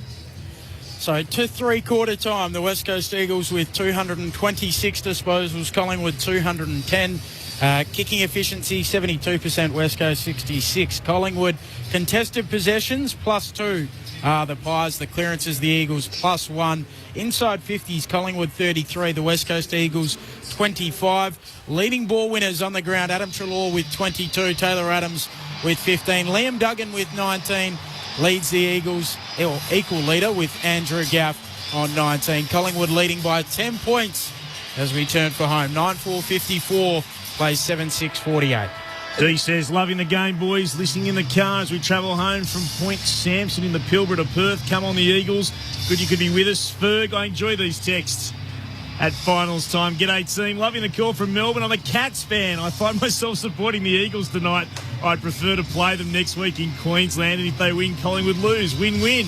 That's harsh, Ferg, but thanks for sharing it with us. It's been a great final series, says Daniel of Mount Barker in South Australia. Great games, great commentary. Hope it continues. Hope this final term lives up to what we've seen so far in week 1. And to Jeff of Cannons Creek, can you all promise not to use the phrase, I'll get to it, obviously reading this would break that promise. I put it on Twitter what the phrase is, but I'll give you a clue, Ben. I know what it is. It's like a colossal cavort or a great gamble or a tremendous tango. That's the phrase that we're not allowed to use. I reckon it's one of the great cliches, but I'll promise you, Jeff, I won't use it. We just need to put some pressure on Brett Sprigg, I reckon, from here on out. Ball's back in the setup. What's ahead of us? The final term of the elimination final as Natanui wins it down against Cameron in the middle. Out towards Shuey, gives it back to Cripps. Then to Natanui again by hand. Puts it towards Ryan. Marks in the right forward pocket for West Coast. Again, West Coast out of the middle. They set themselves up with a chance to shoot at goal. And Liam Ryan has the footy in his hands. Great bit of centre bounce craft. It was a great hit by Natanui, but the centre bounce work by Shuey to get, I think it might have been Adams underneath the ball. It was just really, really clever. 45-degree angle, 45 out from goal. Ryan's kick is true.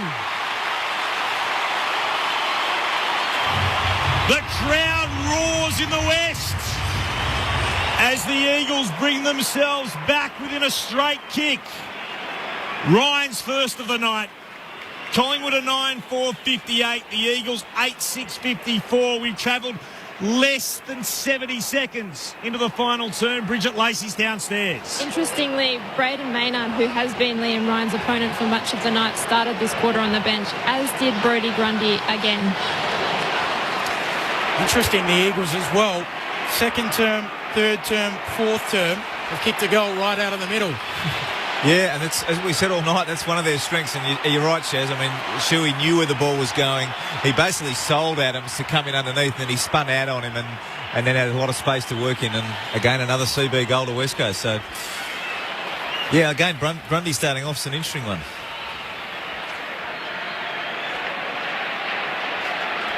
Shot of him on the big screen too.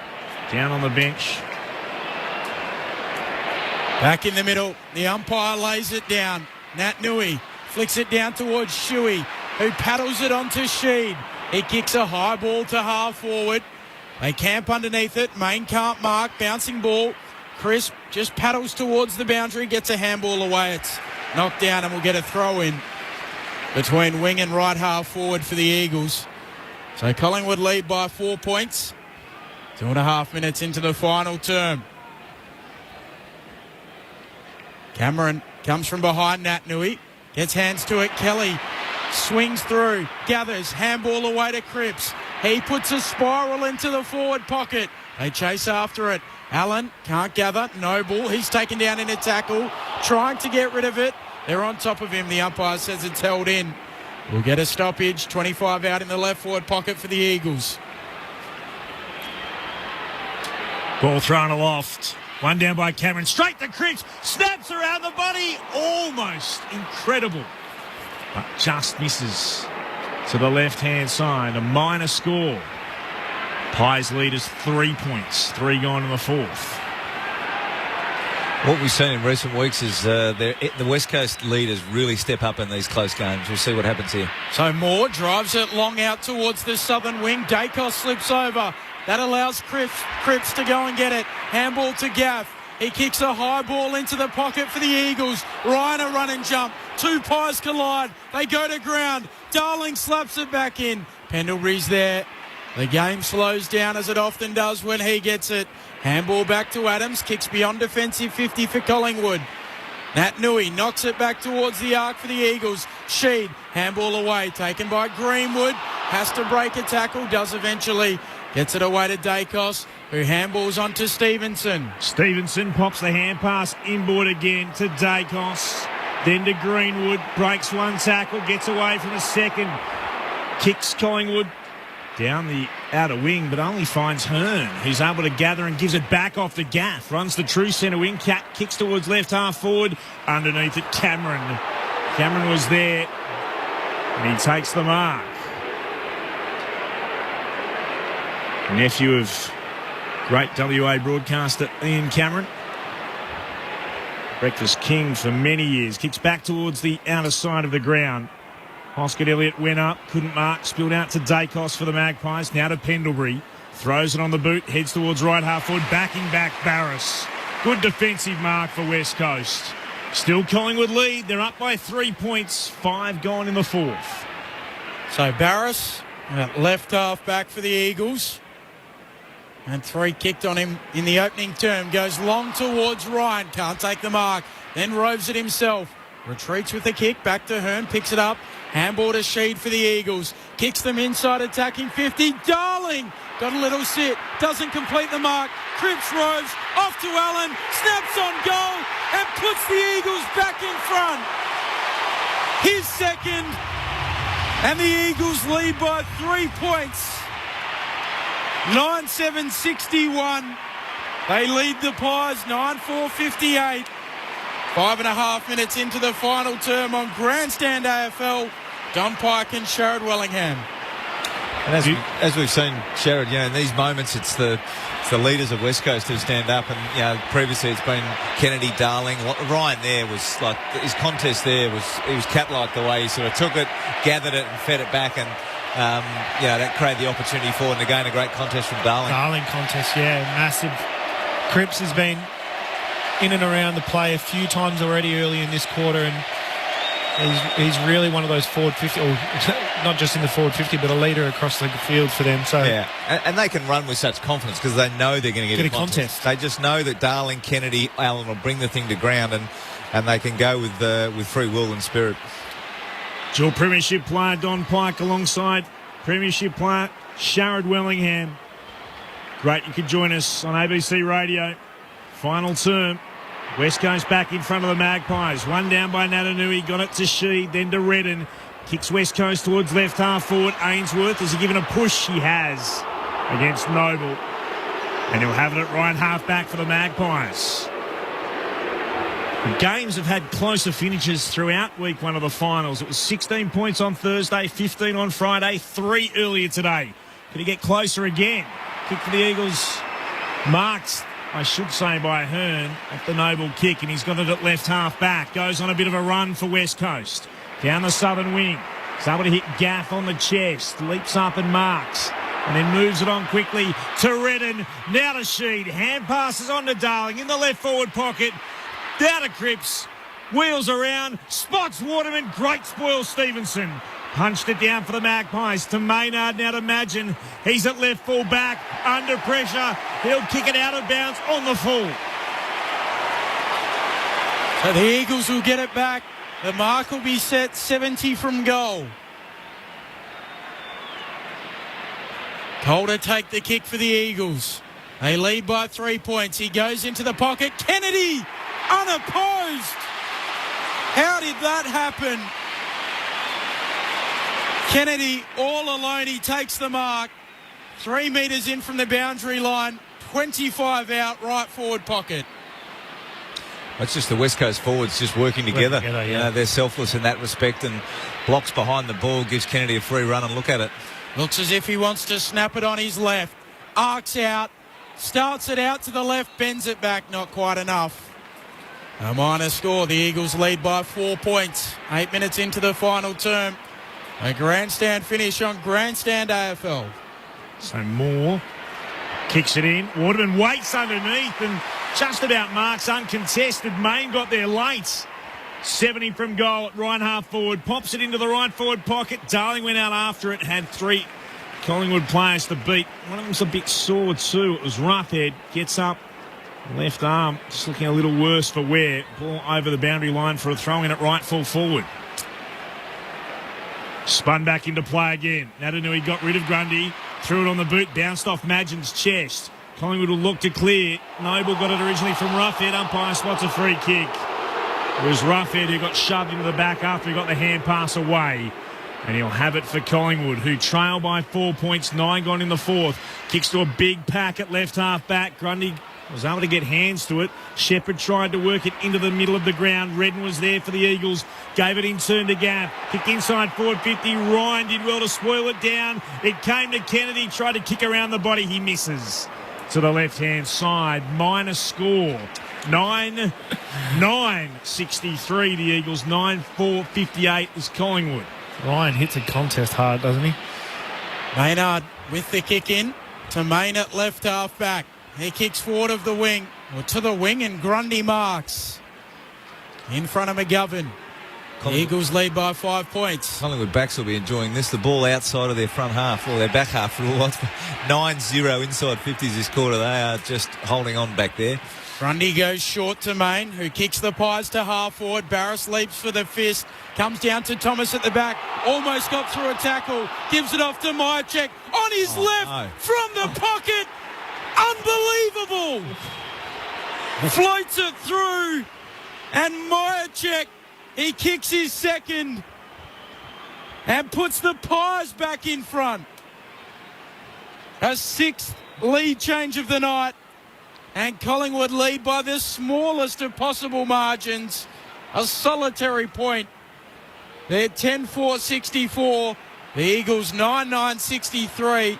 10 minutes into the fourth. And why does it always happen when you one side sort of pressing, and the first time it comes out, in it went, and Myercheck on his left, and I think the look on his face suggested he was even a little bit amazed that it was a great finish. It was a missed opportunity to tackle and a great test of the tackle by Josh Thomas, but amazing kick. It wasn't actually even a floater. That was just a dead eye on the left from 45 on the boundary. He dropped it. He dropped it. It was like it did a 180 forward on the drop. And almost swept it side foot.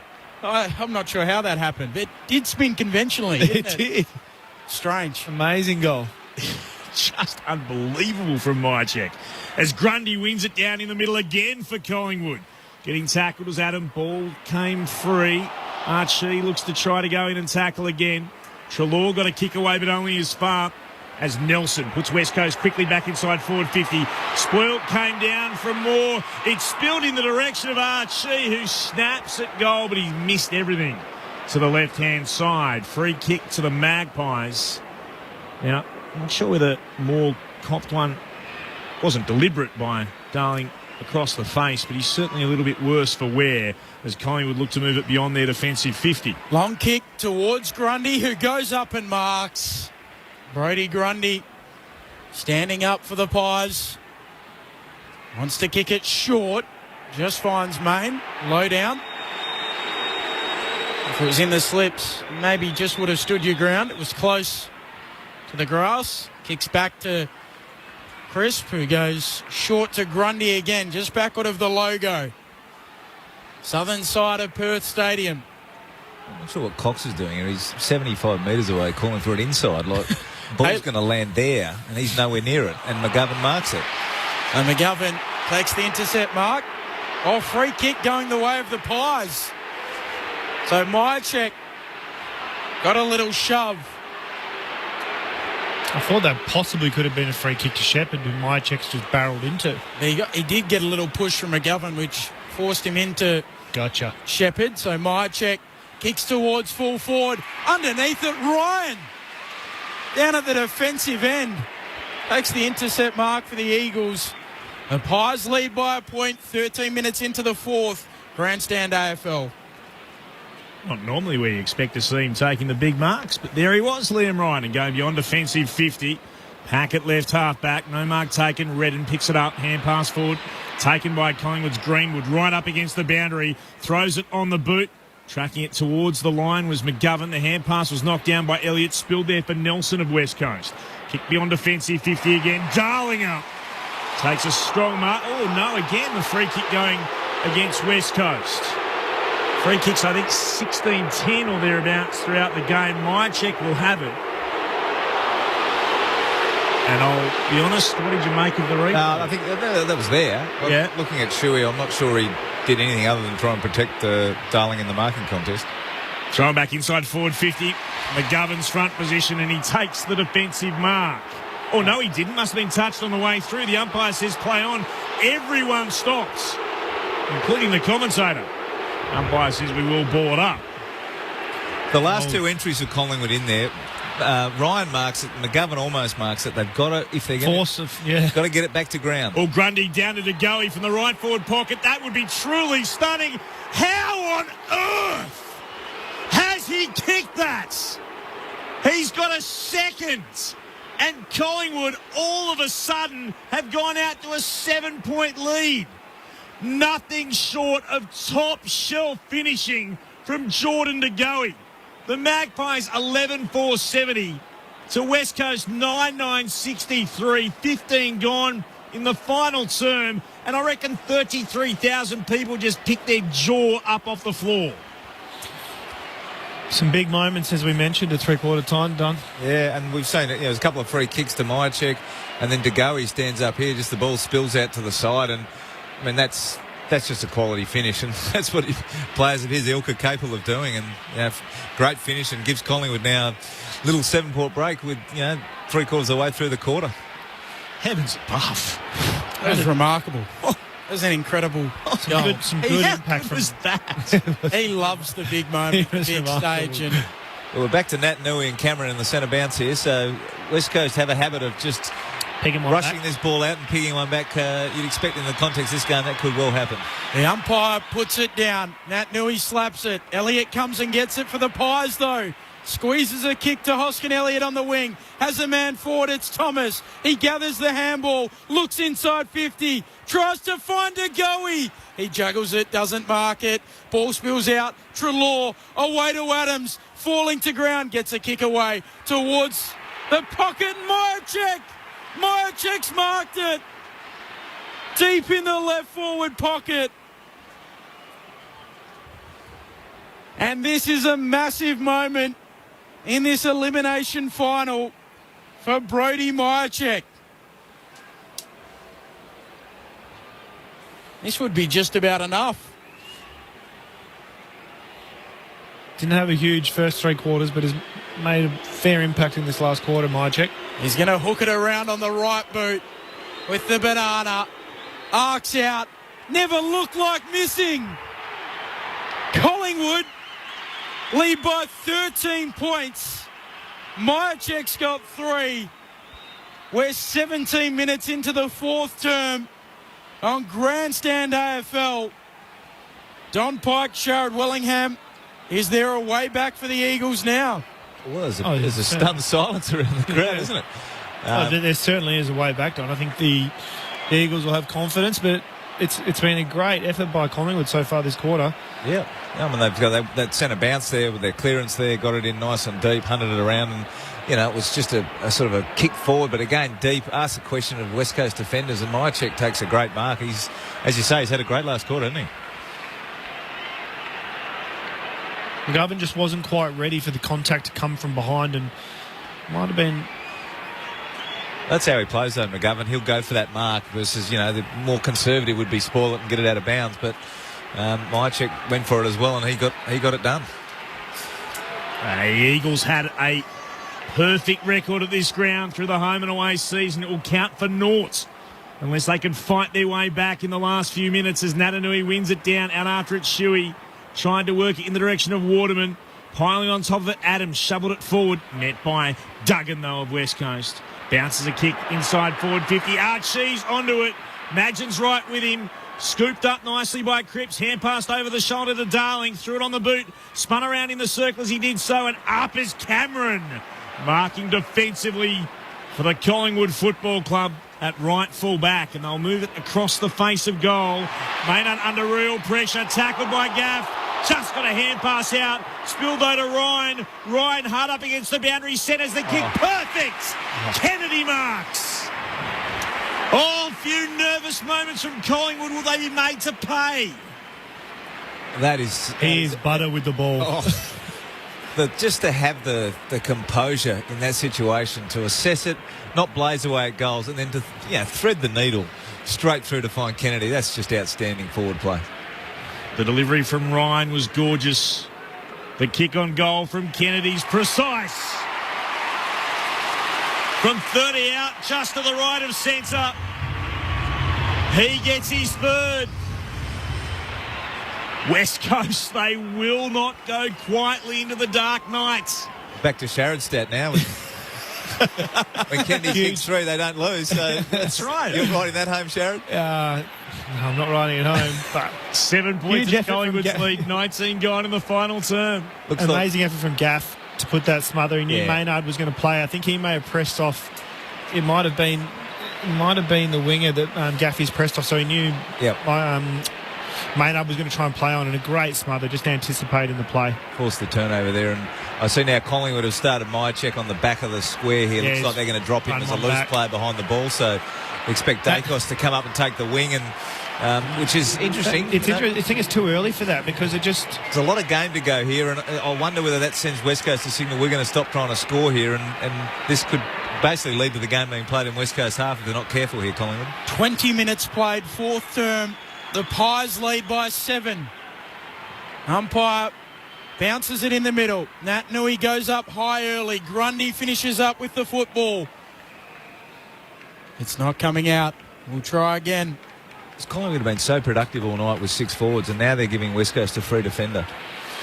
Umpire puts it aloft. Grundy slaps it down. Then Grundy goes and gets it. Handball to Main. Allen wins it back for the Eagles. His handball goes straight up in the air. Still they fight for it. Adams eventually shovels out a handball. Elliott, a clever little toe poke, comes to DeGoey. Run down. Kelly got him. Just gets a kick away. A high up and under. Duggan with the fist. Back into the middle of the ground. Adams, handball to Dacos. Handball to Quaynor. He kicks to half forward. Touched on the way through. Stevenson, no, paid the mark. The Eagles are saying it was touched. Took a big deflection. But Stevenson paid the mark. So Stevenson sends it deep inside forward 50. Spoil came from Barris. Spills out to Greenwood. Threw it on the boot. Kicked around the body. Was touched on the way through. Barris gathered. Got tackled by Hoskin Elliott straight away. And still a number of Eagles asked the question, what happened just a moment ago? Well, I think Stevenson thought it was touched. He wasn't moving to play on until he got tackled. He was going to release the ball. One down by Natanui Cole with the clearing kick towards left half back for the Eagles. Quaynor tries to pick it up, hit the deck. He goes a second time. Darling tackles him, spilled out to Ryan, gave it to Allen. He's able to manufacture a kick towards the outer wing. Roughhead got there first, tackled by Cripps. Wraps him up. It's going to be balled up right against the boundary. Eagles fans suggesting he didn't do enough to get rid of it. Umpires unconvinced. Ball up the decision. It's still Collingwood by 7 points. 23 gone in the final term. Umpire puts it up. Grundy hooks it down, then tries to clear it with a kick. Ricochets to Main. Adams off a step. Kicks a high ball towards just forward of the logo. Hoskin Elliott went early. He's given away a free kick. So McGovern will have it. He'll switch the play towards Waterman on the logo. He'll thump it long. Inside attacking 50. Collingwood have the numbers. There's that loose. Brody Myercheck takes the intercept mark. The Pies lead by 7. 22 and a half into the final term. They need to be calm and accurate in front of goal. Madgen goes right back to fullback, and in his defensive goal square, more marks. He'll now get told to move it on. Sends it beyond defensive 50. Cox is the target, and he marks for Collingwood. 211 centimetres of him. Kicked 3 goals in about 4 minutes in the opening term. Good mark that time. In defence. Kicks back towards the commentary wing. McGovern hit the pack. Dragged in the mark. Kicks quickly. He's able to find Waterman. Has it for West Coast. Just forward of the wing. He'll put it inside forward 50. Big numbers underneath it. Ryan flew from the side. Spilled out the back. Tapped down by Kennedy. Might have been taken high. He was. And he'll get the free kick right in front of goal. Or Darling, rather. So Darling, the player, infringed, and it was Darling who made the tap. So Jack Darling, from the free kick, right in front, steers it through. It's a 1-point ball game. 24 minutes gone in the final term. Darling has 3. Collingwood's lead 1 point. 12-4-76. West Coast 11-9-75. 24 gone. Closing stages of what's been a beauty on Grandstand AFL, the elimination final between the Eagles and the Magpies. Very similar to Oscar Allen's one in the first quarter. Just unnecessary from Chris, but it's just a very soft free kick 20 metres out from goal. You know, and the stage of the game, he just didn't need to do it. Did not need to do it, but you put your arms down as you're trying to smother a ball, but I don't know, do you leave them up? It's a tough one, but it was definitely there, and it was unnecessary. So Cameron is in the ruck for the Pies. He stares across at Nick Natanui. Waterman's equalised with Myercheck now, who's probably trying to drop back still, but becomes a 7-on-7 if he does. Yep. The Pies lead by a point. 24 minutes into the final term. Natanui knocks it down. Cameron gets it. Natanui takes him down in a tackle. Adams with the clearance. Noble, he jams it on the boot. High up and under. Gaff gets a fist on it. Quaynor away to Adams. He tumbles it towards half forward for the Pies. The Pies have the numbers. Hoskin Elliott picks it up, kicks to a leading Cox. Spoiled down. Treloar off a step for the win. It's across the face. McGovern gets it in the back pocket, and he can spread it to right half back. One more chance for the Eagles. Waterman has it, moves it on to Gaff. Gaff will stab it towards Kelly. Marks on the logo. Hand pass to Cole. Great tackle, ran straight in to Adams. The ball spills out to Pendlebury. Anywhere will do. Kicks towards left half forward. Hoskin Elliott marks. Collingwood will soak up every second. And Hoskin Elliott sensibly back towards Noble, who marks on the wing. The Eagles had one more chance. They couldn't convert. Adams impressive. Collingwood will live to fight another day. They win another epic between these two sides. The Magpies by a point. The Eagles' season is done. Collingwood through to the semis. 12-4-76 to West Coast 11-9-75.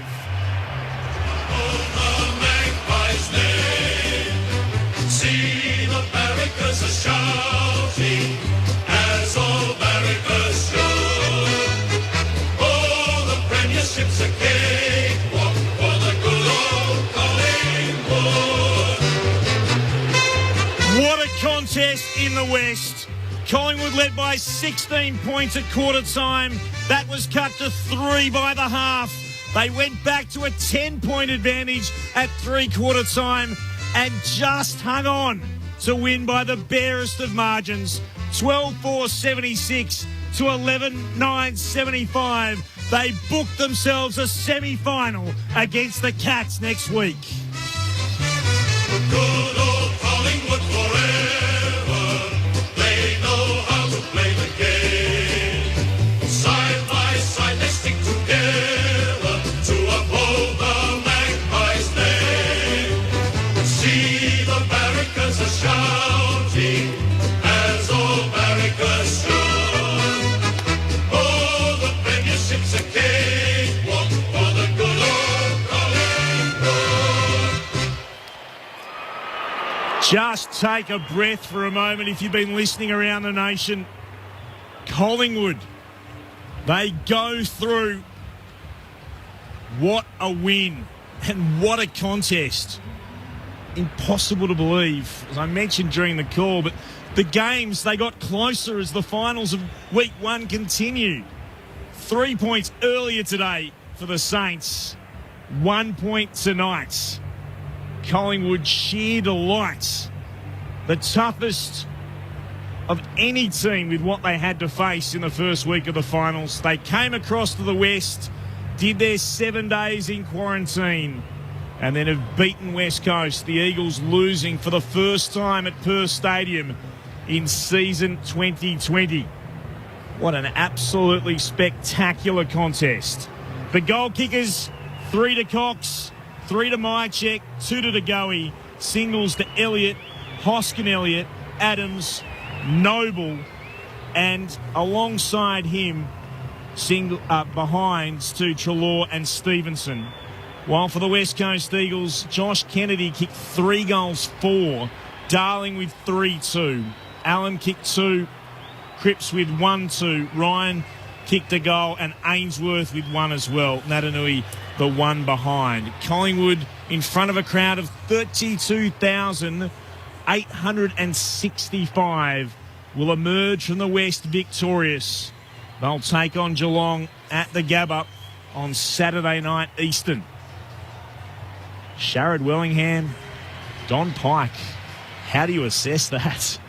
Well, that was a fantastic game of footy. You know, it ebbed and it flowed all through the night, and Collingwood come out on top, and all credit to them. They came across, and I feel like they may have really focused themselves and steeled themselves as a group right from the messaging from Bucks for that. So it was a really good effort from them mentally, I think, to come over and they hung in, didn't they? They got headed by West Coast a couple of times in that second half, and just found a way. And it was. Even at the end there, that last shot, Treloar has a shot for goal. It bounces on its head and goes straight to McGovern. And then there's a counter-attack on from right by the point post. And, just their work rate to get back. And then Adams, I think it was, who pressed hard to smother the Cole kick. It's those moments, and we spoke about it three-quarter time. That's what finals does, is elevation from some players. And West Coast will be bitterly disappointed, to lose the game. But when you lose by under a goal, it's a matter of moments and a matter of just little opportunity to bounce the ball here or there, and to Collingwood's credit, they fought it out, and they got a great win for their footy club tonight. And just to add a little bit of insult to injury, the West Coast Eagles now have to go into 2 weeks of quarantine here in Perth because they've played a club which hadn't completed 2 weeks of quarantine here in Perth, so that won't be much fun for them. But the moment's really about Collingwood, and as you said, Sharad, Nathan Buckley had seemingly steeled them for the contest, and they did hang tough after Mason Cox was dominant in that first quarter to get them in front, and they're able to just chip away and eventually hold on to win and advance to take on Geelong, who they beat last year in the finals. Nothing dirty about the Magpies tonight, no matter how they were described in the WA press and indeed around the nation over the last couple of days. That is a huge win. Jordan De Goey's second goal will go down as one of those great final goals too. I still cannot believe how he kicked that. That was spectacular. The stop in the middle from Adams when it looked like the Eagles, they had the space and they had the run.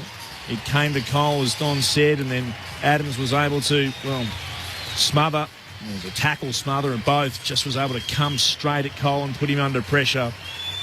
And that was enough.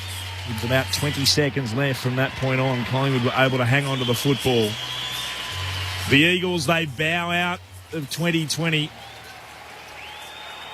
Last year, they made their way through to a semi-final, winning in the first week of finals, the elimination final against Essendon. They haven't been able to go as far in season 2020. And it would be tough to take, losing on their home deck. Collingwood, there will be an enormous cheer from the Collingwood supporters, and they are well supported here in Perth, like they are right around the nation. They've waited for them as they've made their way off the ground, and they thank their cheer squad here at Perth Stadium at the Polly Farmer end as well. So Collingwood just waiting for the last interview to be completed by the television broadcaster. They're speaking downstairs to Taylor Adams after that wonderful stop we mentioned before. Kicked the goal as well tonight. What a way to celebrate your 150th. 31 of those with GWS. But he's a Collingwood player now. He's through to the next week, through to the semi-finals at the Gabba. If you've just joined us, repeating the news from the AFL, semi-final on Friday night. Richmond got what they wanted. They've got the game at the Gold Coast up against St Kilda. That's on Friday night. Saturday night will be Geelong and Collingwood now. The Magpies winning through over the West Coast Eagles. We'll spend a bit of time over the next 50 minutes or so, hear from hopefully both coaches down in the rooms and have a look at what might come over the next week or so and what this result means for the West Coast Eagles. A 1-point win to the Magpies in the most epic of encounters again. We mentioned right off the top these battles between these crosstown rivals. They just always deliver. And Nathan Buckley has shot of him down in the rooms, banging on one of the ice spins as his team make their way into the Collingwood rooms. We'll take the club song when we can. Vixen, Storm and Pies, says one of our correspondents. Ozjock, good result. He'd certainly be celebrating as Collingwood make their way around It's an enormous win in hostile territory. Let's hear the club song from the Maggies.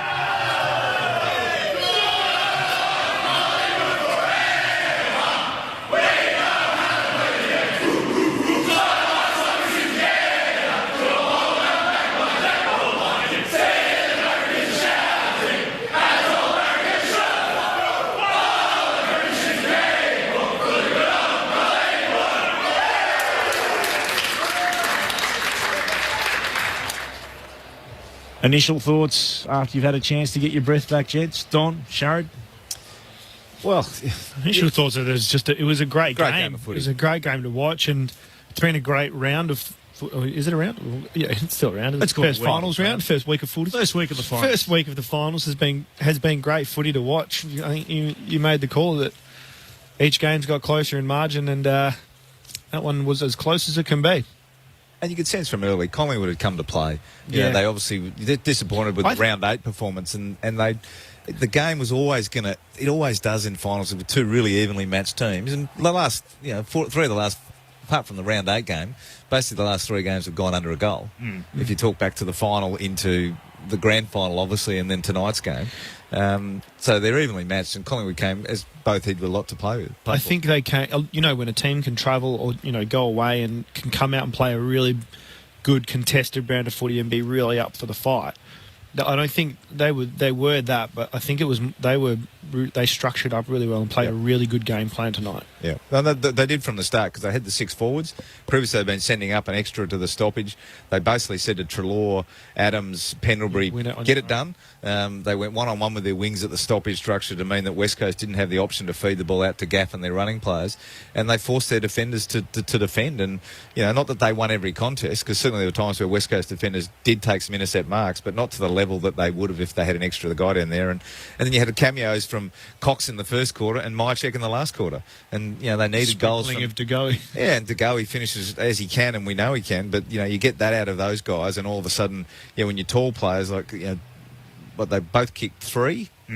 Both kicked 3 for the night, and that's something that's been missing out of their game. They've been not scoring well because they haven't been getting any scoreboard presence from their bigs, and tonight they got that with 6 goals, which you can't rely upon De Goey and Stevenson and these guys to kick you a winning score, and they got that tonight.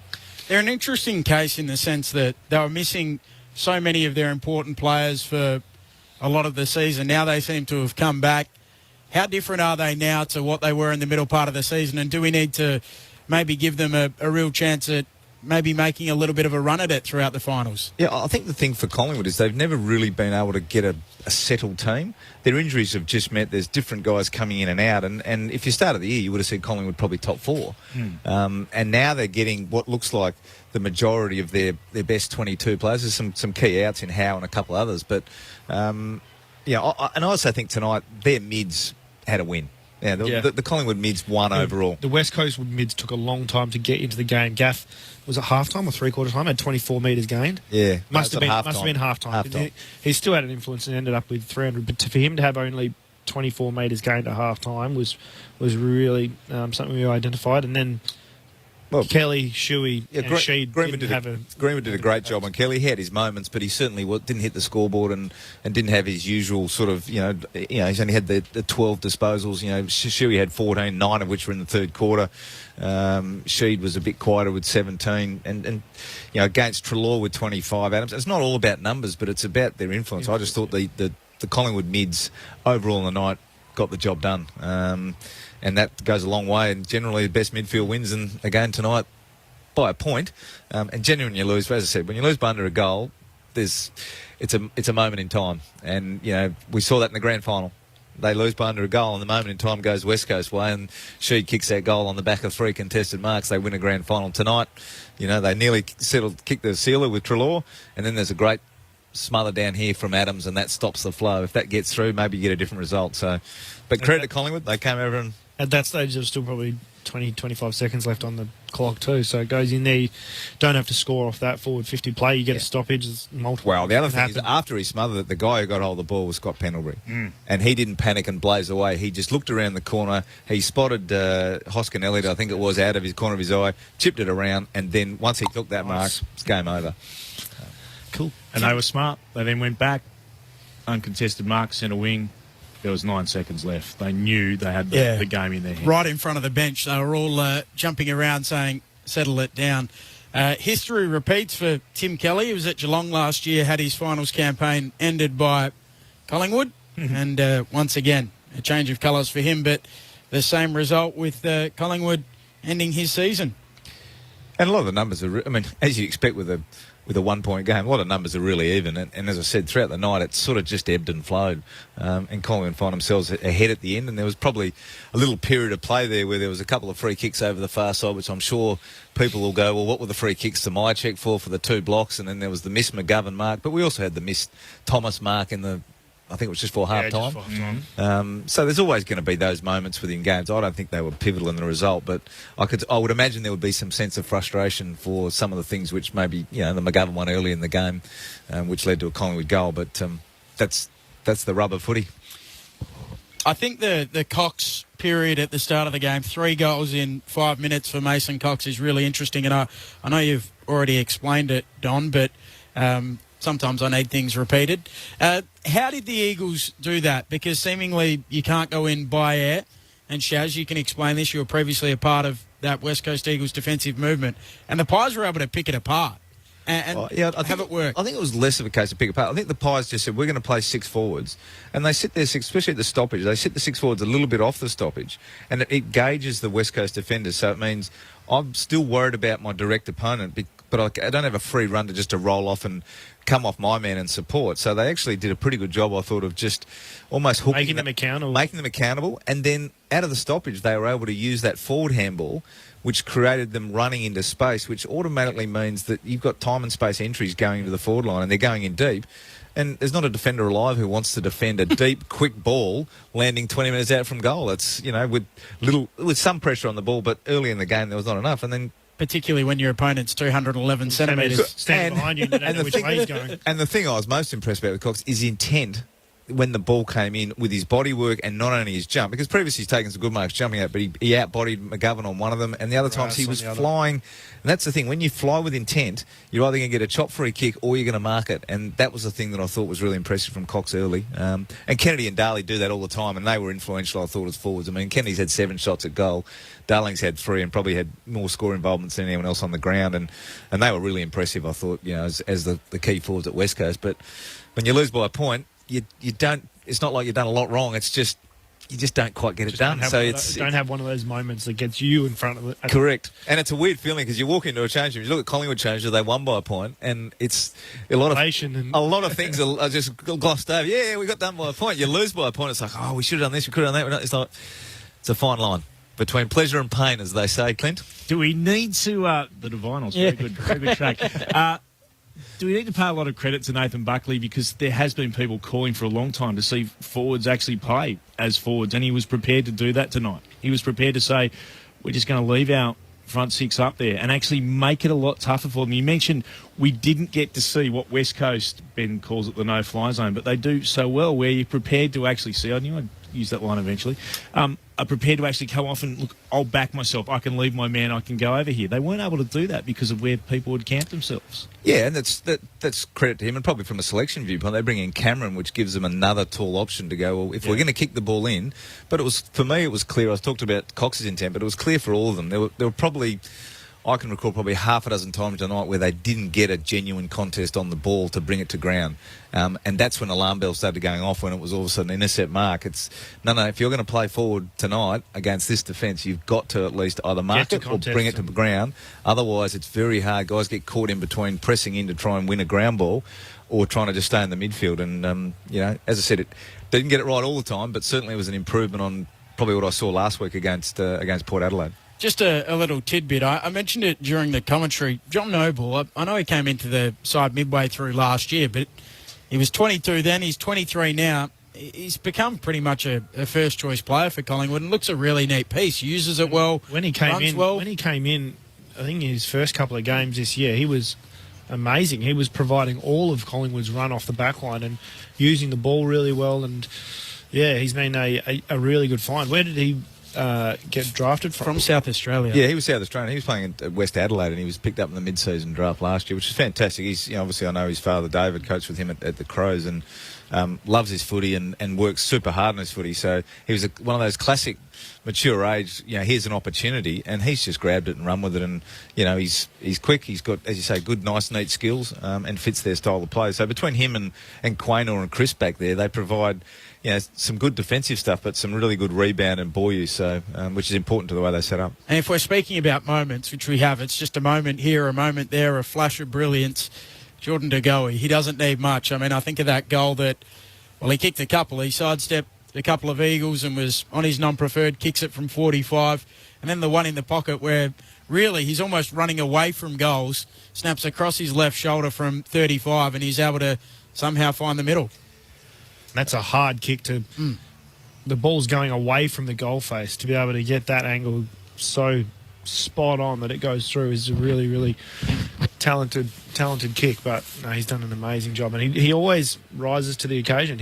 I remember the first was he the first goal kicker in the 18 grand final, and I just remember him kicking a lot of really good goals in finals. Yeah, well, he's just a quality player, and that's what you get at the high-end talent. You get those moments, and the left foot goal in the third quarter, I think, when West Coast was had some control in the first half of that quarter, was just sort of took the edge off that little run they had, and then his goal at the end, which was virtually the one that put them, as it turned out, unassailably in front, even though, Sherrod, you had Josh Kennedy 3 goals equals win. That's now been broken. That's been broken. Was just one which you can't. I mean, that's just talent and execution and, coming the moment, coming the man sort of thing. Can you think of a better, he says as he actually flicks through his book, can you think of a better first week of finals? For all the doom and gloom that the season has had to endure, and there have been times when, understandably, we wondered whether we'd get any games whatsoever, and what the AFL's done to get the season through really does mean, they need a huge pat on the back for it. But I'm just flicking through thinking, we've had the games decided, the biggest margin, 16 points. Port by 16 over Geelong, Brisbane by 15 over Richmond, St Kilda by 3 over the Bulldogs, and then this epic tonight, where it just got better in terms of how close they were, by 1 point Collingwood over West Coast. My only gripe is that the games have been too quick. Yes, that's exactly it. I'm flicking back through since I've been calling, going right back to 2007, and I can't see anything in terms of the first week of the finals that has gone anywhere near as close as this. You can go right back to 2007. There were 2 3-point games, Hawthorn and Port Adelaide. Port by 3 over West Coast and Hawthorn by 3 over Adelaide. But there was also a 38-point win to Collingwood over Sydney and a 106-point win for Geelong over North Melbourne. But nothing as close as what we've seen. So it really has been the most spectacular start to a finals campaign. And again, with empathy and with sympathy for our friends in Victoria who still are stuck at home, and we don't know the situation and when that will all improve, but they've got something to look forward to next week. All Victorian battles in the semi-finals. Richmond and St Kilda, Geelong and Collingwood. They won't be able to see them live, of course, unfortunately, but still, with footy being so important for people's entertainment at the moment with COVID-19, at least the Victorians will be able to enjoy what they're going to be able to see for at least another week, and then we'll see who goes through to the preliminary finals. There will at least be Victorian representatives in the preliminary final. Of course, Port Adelaide and Brisbane currently waiting to see where they will go from there. I think the thing, just jumping there, Clint, the games have been close, but what I loved about tonight's game is it had some flow. Mm-hmm. It wasn't a dour sort of just arm wrestle contest to stoppage to jacket forward to just, scroungy sort of dirty game. It was actually... It broke into some flow, and some of the goals were marks, some transition. It was good footy. It was really good footy to watch, and obviously the result didn't go the way of West Coast, and West Coast fans will be ruining that. But it was a good game of footy. It wasn't a 5-goal-4 game. It was fantastic. It was fantastic. Let's go downstairs and speak to one of the Collingwood players, Adam Treloar. Good enough to join us. He was terrific tonight. 25 disposals, led the way for the Magpies, and indeed from both clubs. Adam, welcome to Grandstand AFL. Thanks, guys. Thanks for having me. Goodness me. We've got no fingernails left up here. It was breathless at the end. What was it like out there? Yeah, I've got no voice. My voice is killing me. I was too busy celebrating at the end. But, it was an incredible atmosphere. We haven't had that this year, obviously. We're used to playing in front of 60,000, 70,000 people at the G, barracking for us. So, obviously playing at the Gabba and not having that capacity crowd has been quite unique. So coming out here, we knew it was going to be very hostile for us, and very dominant crowd for the Eagles. So to be a part of a game like that, I think we did the exact same thing last year with almost the same score. So that was probably my favourite win of my life. Now that probably tops that tonight. With good reason, I would imagine. There are always big moments in big finals. What stood out for you tonight? I think the plan that we had going into the game, I wouldn't say there was... Obviously, there's moments where you could think the contested marks that Brodie, Darcy Cameron and Coxie shared across the game. There was a couple smothers. I know there was a smother near the end of the game where Taylor Adams does what he does week in, week out and smothers the ball. But I think the plan that we went in with the game and being more direct and aggressive with our ball movement. We know we've been sort of criticised in a way with how we attack the game when we have ball in hand. We've always been a good defensive side. So, it's very pleasing that we were able to attack, I guess, the last line and give ourselves a good opportunity to score. Adam, it's Sherry William. Congratulations on the win here. We kind of noticed that up here in the box, the different kind of strategy towards the way you were going to move the ball, but also the way you held your forwards. Was it an instruction to keep them deeper and allow the midfield to open up a bit of space? It looked like there was a little bit more forward handball, releasing someone to, I suppose, overlap play. Yeah, you're spot on, Sharad. We've like I said, we've sort of been criticised and we're very hard on ourselves internally on how we want to move the footy, and sometimes we get caught handball and ball backwards and not really gaining territory. And when you have guys like Mason Cox, Jordan Ngoe, Darcy Cameron up forward, Brodie Mychek, when we have opportunities to isolate those guys and bring the ball to ground if they don't take the mark, we always give ourselves a good opportunity to score. And the only way we can do that is obviously what you just said. That's by playing forward footy with overlapped hands, getting the runners involved and getting it to them quick and fast, because obviously West Coast like to fold back and get their players back. So that was sort of definitely a plan going in. Felt like probably barring the first 5 minutes of the game where they really, I reckon, had the momentum, we were able to wrestle that back and then settle into the game and really attack that last line with Coxie. And our forwards have done a lot of work throughout the last couple of weeks with connection and, trying to get better use with better entry. So the forwards, mids and the backs have individually been working on that, and I feel like today we definitely played a lot better in regards to how we want to move the footy, but there's still areas where we keep improving. It's going to be an awesome challenge for us come next week against Geelong. Yeah, you get to get together and get back on the plane, but I think Bucks came out early on and, really made mention of the galvanisation that you guys had brought and the focus. You guys are here to make a big impact in finals. I suppose it's been an interrupted year already, but how you guys really looked focused right from the outset, and what was the messaging inside the club this week and coming out from the first bounce? Yeah, well, it's obviously been a very unpredictable year, as you could imagine, with obviously the coronavirus and everything that's happened around Australia and in Victoria in particular. So obviously we had a plan when we came back for this season, and that was, we want to win the premiership. That's the goal. That's everyone's goal, and we achieved that first and foremost by making finals. There's the first step to, I guess, having a run at it, and it didn't matter where we finished. We knew that if we come with the right mindset and really focus in and narrow in on our goal in hand, and we play our best footy, take it week by week, because that's the reality of the situation we're in. We have to take it week by week. That will give ourselves a really good opportunity. And the beauty that we have as a footy club is it is a squad mentality, and there are some key players that would be nice to have in a side with Steele Sidebottom and Jeremy Howe, and there's guys there that we'd love to have in. But with the squad mentality that we have and the next man up, with the way we train and the way we've been around each other on the Sunshine Coast, here as well, we've come up with a small group, and we had an awesome training session during the week in preparation for this game. And I think a lot of that stuff can't go unnoticed. So we hold that very highly, and we value that very highly as a group. So that's going to be the plan this week. I mean, externally, again, people probably aren't going to rate us like they didn't coming into this game. I don't think anyone in the footy world rated us to beat the Eagles here.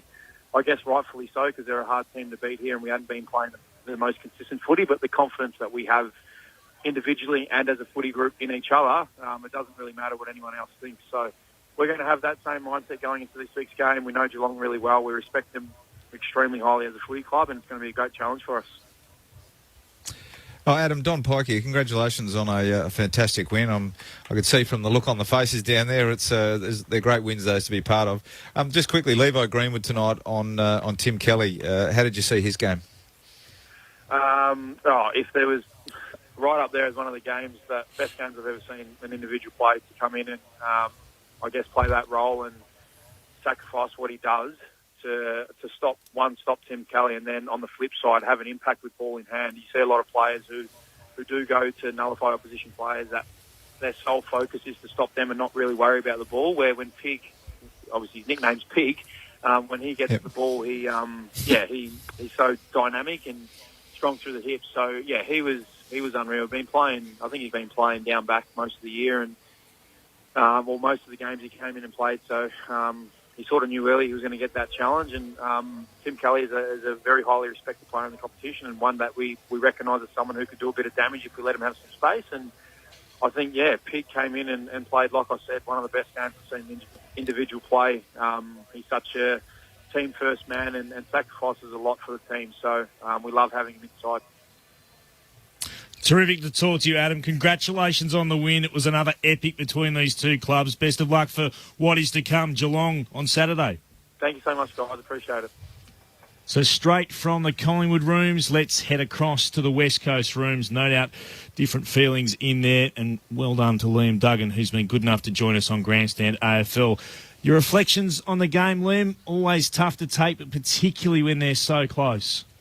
Yeah, fellas. It's obviously disappointing, and just hearing Adam speak then, you obviously get quite jealous at how the result panned out. That it's obviously disappointing, and we spoke about that any year that you're a shot to win the flag. It's disappointing. So we didn't give ourselves a shot tonight, and it's a bit of a sombre mood down here. We asked the same question to Adam because there are just those moments in a one-point game, but what did you think were the moments looking back that affected the result, giving it Collingwood's way? We both fired our shots in the last quarter, and I think there was momentum swings within that last that we probably just weren't able to handle their sort of forward pressure and charge, and they took their opportunities when they had them. So that was probably the difference in that last quarter there. Every time they sort of went down, they looked pretty dangerous. Liam Duggan from the West Coast Eagles chatting with us in the wake of their 1-point loss to Collingwood earlier tonight. Liam, where were you on the field in that final dash when McGovern got it in the back pocket and the Eagles were a chance to go coast to coast? Yeah, I was coming through the corridor a little bit behind sort of thing, but I sort of knew that was going to be our last shot, and we got a pretty good look at it. But again, Collingwood's pressure, got to give credit to them. They brought it right up until the last minute, and we all knew that was probably our final chance, and they were able to nullify it. So, that was the game there. Duggo, Shaz here, mate. Congratulations on a really good season. Commiserations on the loss. It has been a really tough season. Is there any? I know it might be a bit early, but is there any sense that you're kind of glad that the season's over and you can sit back and recoup and get ready for the season next year? Yeah, thanks, Jazz. It's obviously disappointing. The first sort of, I suppose, feeling that we get is that disappointment. We want to be playing deeper into the finals. Yeah. And all of that. But it has been a tough year, and Adam spoke about it too. It's been tough for everyone. Sort of the balancing act, and it's already October and whatnot. Obviously, we want to play for another 3 weeks, and we're disappointed about that. But we're into another 2 weeks of quarantine, so that's probably just another little added hit for us. But it's just disappointing and not too happy that the season's finished now. Liam, before we hear from Don Pike, I'll dive in. There might be some good news on that front, actually. The government today saying that you might only have to serve 7 days of quarantine, so that will be till October 10. I know 7 days is still not great, but there seems to be some conflicting reports. We are hoping that it is only 7 more days, so fingers crossed for you on that front. Don Pike, I know, has got a question. Yeah, Liam, Don here. Look, commiserations on today's result. Was there anything from the round 8 game to tonight's game that Collingwood did differently that surprised you, or which you think maybe was influential in the result going the wrong way? Yeah, thanks, Boy. It's tough to remember back to that game. Obviously, the result was heavily in our favour that day, and probably one of the better days that we played, and I'm sure Collingwood reflected on that game, and it was probably one of their poorer ones. But I think we all know how finals footy is played, and the tougher for longer mindset, the hunt around the footy, and I thought we both had a pretty good crack at tonight. And as I said before, they took their opportunities when they got them forward, and I think that was probably where it was won again. Just around the footy, it seemed to be much more of a heated contest the whole day. It was never a whole lot of breathing space for anyone. So a big difference to that round 8 game was definitely the contest. You sort of touched on this before, Liam, but a last one from me before we let you go, and we really do appreciate you having a chat to us after the 1 point loss. But Adam Simpson's reflections, did he talk about the season downstairs? Did he actually go through whether or not he thinks, you were a great chance of winning a flag this year with the quality of players that you have? How did he reflect when he spoke to the group? Yeah, we had a brief little chat there just at the end of the game. There's obviously plenty of disappointed boys and staff, and not the way we wanted to finish. But as I said before, obviously no one's happy unless they're winning a flag. But the positives we took away from the year was the diversity of the year and what we dealt with. We thought we handled that quite well, and also we're able to get plenty of new blokes into the side this year, and we did it under some pretty tough circumstances with some of our stars out there at the end of the year. So there were some positives to take away from the year, but tonight the feeling's a little bit sad. We can ask you this question now because you're officially out of the finals. Who do you think will go all the way from this point in time? Who's impressed you most of the sides that are left? Yeah, I think the two winners in those first finals, Port and Brisbane. Brisbane looked really good last night. I thought that was a great game to watch, and thought they brought the heat all day, and was really impressed by them. And then obviously Port are so strong. We've seen what they've been able to do all year, and we copped them earlier on in the year, and they've been strong since then. So those two sides I think are looking really strong.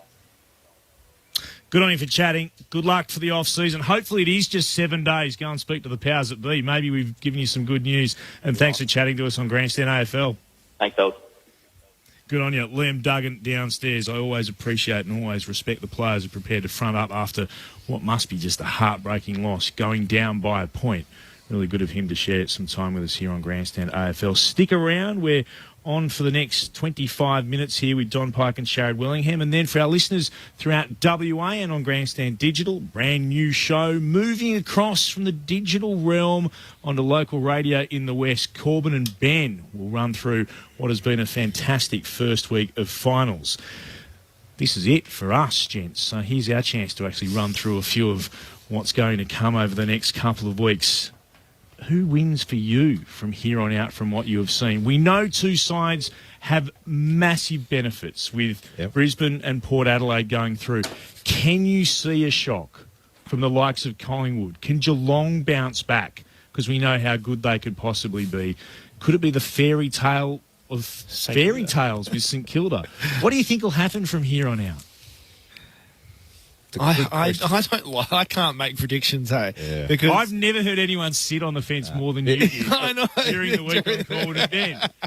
That was it was, as an expert, Shaz, we love you, but that was pathetic. Come on, you've got to give us something. I can't. I'll jump off the fence. It leans to, for me, the two teams who won on earlier on the weekend in Port Adelaide and Brisbane have the advantage. They get to sit back and wait and freshen up and play. And the game, as we saw tonight, the game at finals levels played with such intensity that it is hard to sustain it. So as good as Collingwood tonight, they've got to back that up next week against Geelong, the following week against, who would it be then, Brisbane, and then if they make it to a grand final, that's at this level, that's tough. So the advantage sits with the two who are there in Port and Brisbane. And the reality is Port and Brisbane have been the best teams all season. Yeah, the most consistent and best teams all season. So, and I reckon Port probably played the best game of football from the final. So Brisbane played a really, really good game, but I think Port Adelaide's pressure and they just had like a pack mentality that whole game. They didn't let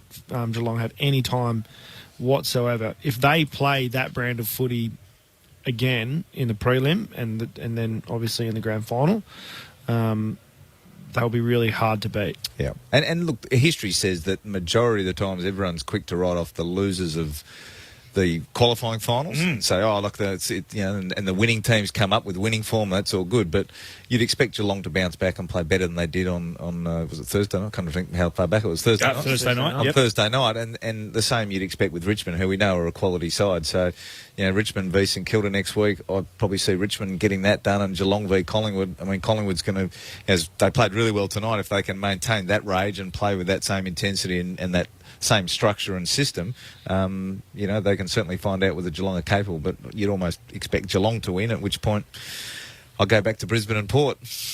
How much of an advantage is Port being able to be at home and have the prelim at Adelaide? Everybody else, and we know that they've now become accustomed to playing in southeast Queensland, but it's not their home ground. How much of a swing does that give Port Adelaide in fighting their way through to a Grandy? Oh, I think it's massive. I think any time you get a chance to play at home, they get a chance to play in front of their crowd. You could hear that on Thursday night. The crowd, as much as they were here and nearly got West Coast back into it from, 13 points down with 4 minutes to go, and they got within one play of maybe winning the game. So, I mean, Port would be happy with that. More importantly, is they get to stay at home, they get to train at their own facility, they don't have to travel anywhere. And at that time, and recovery and everything else is easy. You get up the game day in your bed and you go through your usual routine. So it's a big advantage. And Brisbane have had that for most of the season, given they haven't basically left Queensland for, I think they've only been away for 1 game or 2 games. So it all points towards it, but they've still got to go and get it done. And what is showing tonight, 8th beats 5th, is a pretty even year. And some good quality footy. We don't have votes in the ABC Football of the Year, but I will get a 3, 2 and 1 just for giggles from you in just a moment. First, though, Nathan Buckley's just begun his press conference downstairs. Let's take a little bit of that here on Grandstand AFL. Bucks, can you just describe the feeling right now, winning an elimination final by 1 point against such a great rival? Yeah, look, it was pretty tight there towards the end. We were able to put a gap in the scoreboard there a couple of times, but they're a good team. They're a good team. Centre bounce goals are the quickest way to cut margins, and we gave up 5 of them for the night. We had a few different strategies, but when you've got a weapon like Nick in the middle, it's a little bit difficult to defend. I think for the most part we made it difficult, but they were still able to get that score on the board quickly and level up at times. So, we had to win it a couple of times. Bucks, what does it say about the resilience of the group? Last quarter, West Coast hit the lead. It seemed like they had all the momentum there. The crowd's going nuts. Just to steady the ship from that point on and to get the win. Yeah, look, I think it's validation for us. It's nothing that we're surprised by. We've always had great belief in ourselves, and it's not. It really hasn't been reciprocated. And I suppose you can only be judged on your performances, but we know that we're capable of that type of performance and better again. So we were, we were really focused on a strong performance, and to be able to hold our nerve and to play it out right to the end was clearly important in the result. I was going to ask you about Mason Cox. Early on, he just seemed unstoppable. What did you make of his game tonight? Yeah, look, I think he's coming back into the side sort of in the back third of the home and away after really struggling in that middle period, and he's showing us his best football now, and he's very hard to defend when he keeps going to the ball at the highest point. When he's aggressive in his body work, he's really hard to stop. Defenders nearly need to sacrifice a play at the ball to be able to go at him. So we had a lot of effort. We thought our forwards worked really well together in those aerial contests, whether they were up in the middle of the ground or inside forward 50, and that'll provide a few headaches for anyone we play. Yeah, I was just going to ask, how much of a weapon do you think he'll be? Because when he's got his swagger, he seems just really on fire. Just for the rest of the final series, how big a weapon do you think he'll be? Yeah, well, you've got to start again, and you've got to pay the price every time that you take the field. So everything that was done tonight is great, and we feel great, and we'll enjoy the win. But we'll recover really quickly. We'll get back tomorrow, and we'll have to roll our sleeves up and go again, which we're more than prepared to do. And that final turn from Myercheck, can you just let us know what you thought of that? Yeah, well, I thought, Checkers just keeps working away. He's, obviously to kick a couple of goals and hit the scoreboard is excellent. It's a reward for effort. He's, our forward line has been maligned. We haven't been able to hit the scoreboard as much this year. Scoring in general is down 25% from last year, and we're about 30% down on ours. So that has been problematic, but it hasn't been for lack of supply. We've made a few tweaks, and we think that we're going to provide some better alternatives for our forwards, and they came to the party tonight. The contest was good. Bucks, can you talk us through how you used Brodie Grundy tonight? Obviously, second half, started him on the bench at the start of the third quarter, the fourth quarter, and then that key last centre bounce with a minute to go. You went with Darcy Cameron. Can you talk us through that, please?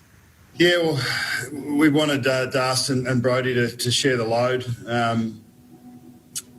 We wanted to keep Mason forward as much as possible, and we also thought that Nick was going to be a handful, and he proved to be. But we thought that Darcy Cameron, his contest in the ruck is good. He's a natural ruckman. I mean, we've played him forward a few times as a second ruck, but he's a natural ruckman. He's a very good ruckman. And in infield play, he was able to get down the line and help us early. And we just thought that the balance was right to share the load amongst those two boys and try and keep the heat on a player who is an All-Australian ruckman this year for a reason. Right, Bucks, what did you make of Cameron? You've just touched on him slightly then, but in his first final in front of some family and friends, what did you make of his game tonight? His first final? Yeah, it was good. I mean, I think he played just less than 50% of the game, and ultimately, we knew that we needed to select a side, and that we felt was going to execute the plans that we had in place. And for the most part, we did. As I said, I think we could still do better, but we were able to hold those gaps, and we were able to put enough of a score on the board to earn the win and defend well enough against a side that we know can score heavily, especially out of stoppage. But Darcy was good in that role. I thought Josh Dacos stood up in his first final and showed that that he's made for this game, for this level of the game. So, there were some really positive signs from guys that were taking the field for their first final, and that's it's a credit to them to be able to handle the pressure and the expectation that comes with finals, and it's something we'll take with us in the next week. Nathan, the clearance battle out of centre aside, how happy were you with your midfield and their ability to hold sway against them in general play pretty much throughout the course of the game? Yeah, look, I think early in the second quarter, I think we were down. It was like 12 clearances to 5, and I think we were still ahead by a goal at that point. So we were able to compete, even when we couldn't get our hands on it. We were able to compete well. Look, the captain played well. Taylor played really well. Ads Treloar played well. So and Levi's job on Tim Kelly was exceptional. So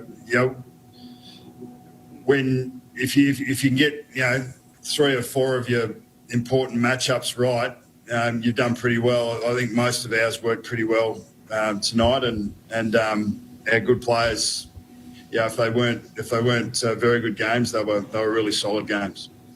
Nathan Buckley speaking to the assembled media downstairs after his side's 1-point win in the first elimination final. Victorious tonight, Collingwood 12-4-76 to West Coast 11-9-75. And the earlier result today Another absolute thriller. Both elimination finals were fantastic. St Kilda 10-7-67 to the Western Bulldogs 9-10-64. We've missed doing the numbers. We've had a bit to chat about. So before we get Don Pike's thoughts on his best players tonight, Ben Cameron's got all those in front of him. Benny. So the full summary, the West Coast Eagles 285 disposals, Collingwood 282. The marks, West Coast 87, Collingwood 61. Kicking efficiency, 69% West Coast, Collingwood 66%. Contested possessions, Collingwood ended up plus 11. The tackles, Collingwood 48, West Coast 42. The clearances, plus 3 West Coast. Inside 50s, Collingwood with 40. The West Coast Eagles 38. Leading ball winners on the ground for Collingwood, Adam Treloar, he was a leading possession getter on the ground with 25. Andrew Gaff with 24. Taylor Adams with 24. The hitouts, Nick Naitanui ended up with 24. Brody Grundy with 19. If you wish to break that down even further, Nick Naitanui, 7 of those to advantage. Brody Grundy with 4 to advantage. Who are your best players tonight, gents? Just as an academic exercise, I'm always keen to know which way you see things. It was both teams. It was a 1 point game. It's hard. We'd like to go like the just team effort Collingwood. Can we put that in the paper? Team effort Collingwood, but probably in all seriousness, probably just for the influence on the game across the course of it, we thought Adams was probably best on with 3 votes. Treloar 2, as I said, I thought Collingwood's midfield. Sherrod was strong. It was dominant. Those 2 were the leading guys, and Kennedy 7 shots at goal was for me the biggest forward threat the game had. But honourable mentions to Greenwood for his job on Kelly. Cox and Myercheck at both ends, as I said, sort of. First quarter, Cox was electric, kicked 3 goals, and same in the last half. Myercheck got 3 goals, but 2 in the last quarter. And for West Coast, Darling was influential as a key forward. Cripps worked hard all day, and generally was, when he was around the ball, things happened. And that, from a ruck viewpoint, was we thought got the points, and certainly the 5 CB goals came for some of his work. So. They were the better players, but it was a difficult one to actually go through 2-1 because there was sort of little cameos on the way through. There wasn't anyone, apart from the 2 mids and Kennedy, that we felt was probably a full-quarter performer. I ask as well because a text bobbed up while we were talking beforehand and listening to Nathan Buckley. David from Tasmania, praise everybody in the Pies, but people forget Myercheck. Well, I thought he was pretty good tonight. I thought we praised him when he was able to get those 3 really crucial goals. He was able to work his way into the game, but he probably didn't have an impact in that first half, but second half really worked into the game well. And that goal he kicked was, I don't know how to describe it. It was like a Zlatan Ibrahimovic strike. Like he threw it out and then just took like a side kick at it. And it just spun beautifully and went straight through the middle. It would have been goal of the night for sheer, how did that happen had it not been for Jordan De Goey, who kicked from the right forward pocket, an absolute, how on earth did that happen? But that's the nature of the game. I mean, you get Myercheck kicks that goal, De Goey kicks his goal, and there, again, we talk about moments, but that's, you lose the game by a point, but we saw it in the grand final. Dom Sheed kicks one from the boundary, and that's enough to win a grand final. That's footy. That's why we love it so much. Another great goal I saw Friday night was Shea Bolton's non-goal. Oh, yes. Yes. Oh, that was spectacular. Not quite, though. It would have been spectacular. He gathered it in the forward pocket and has dribbled it from probably 35. I think he knew, though, didn't he? Yeah, just the reaction afterwards. Didn't celebrate. Yeah, there was 1 or 2 little... It didn't look like it deviated too much on the telecast, but... From his angle, it must have looked like it deviated because he gave it nothing. And too honest, too. You've almost got to go with the poker face and act confident now. And stare at the umpire like you're a cricketer asking for a wicket. The guy on the review, the footage he's looking at, he's none the wiser. He doesn't know. It's a blurry picture that might as well. There was promote honesty in the game. Like at the end of it, he can't hide. He's seen it hit the post and he's gone. It was the snickometer at the edge. The poker face. The edge gave him away. Looked like Stevenson there with a touch ball in the last quarter that was clearly touched. It deflected about 5 minutes.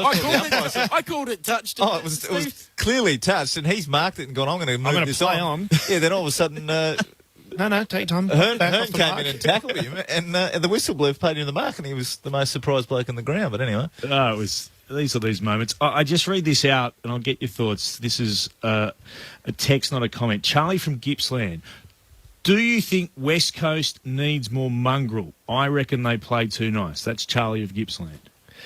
It was the knock on them a few years ago, if you don't remember, and Simo really disliked it. And I don't think so. No, I don't think so.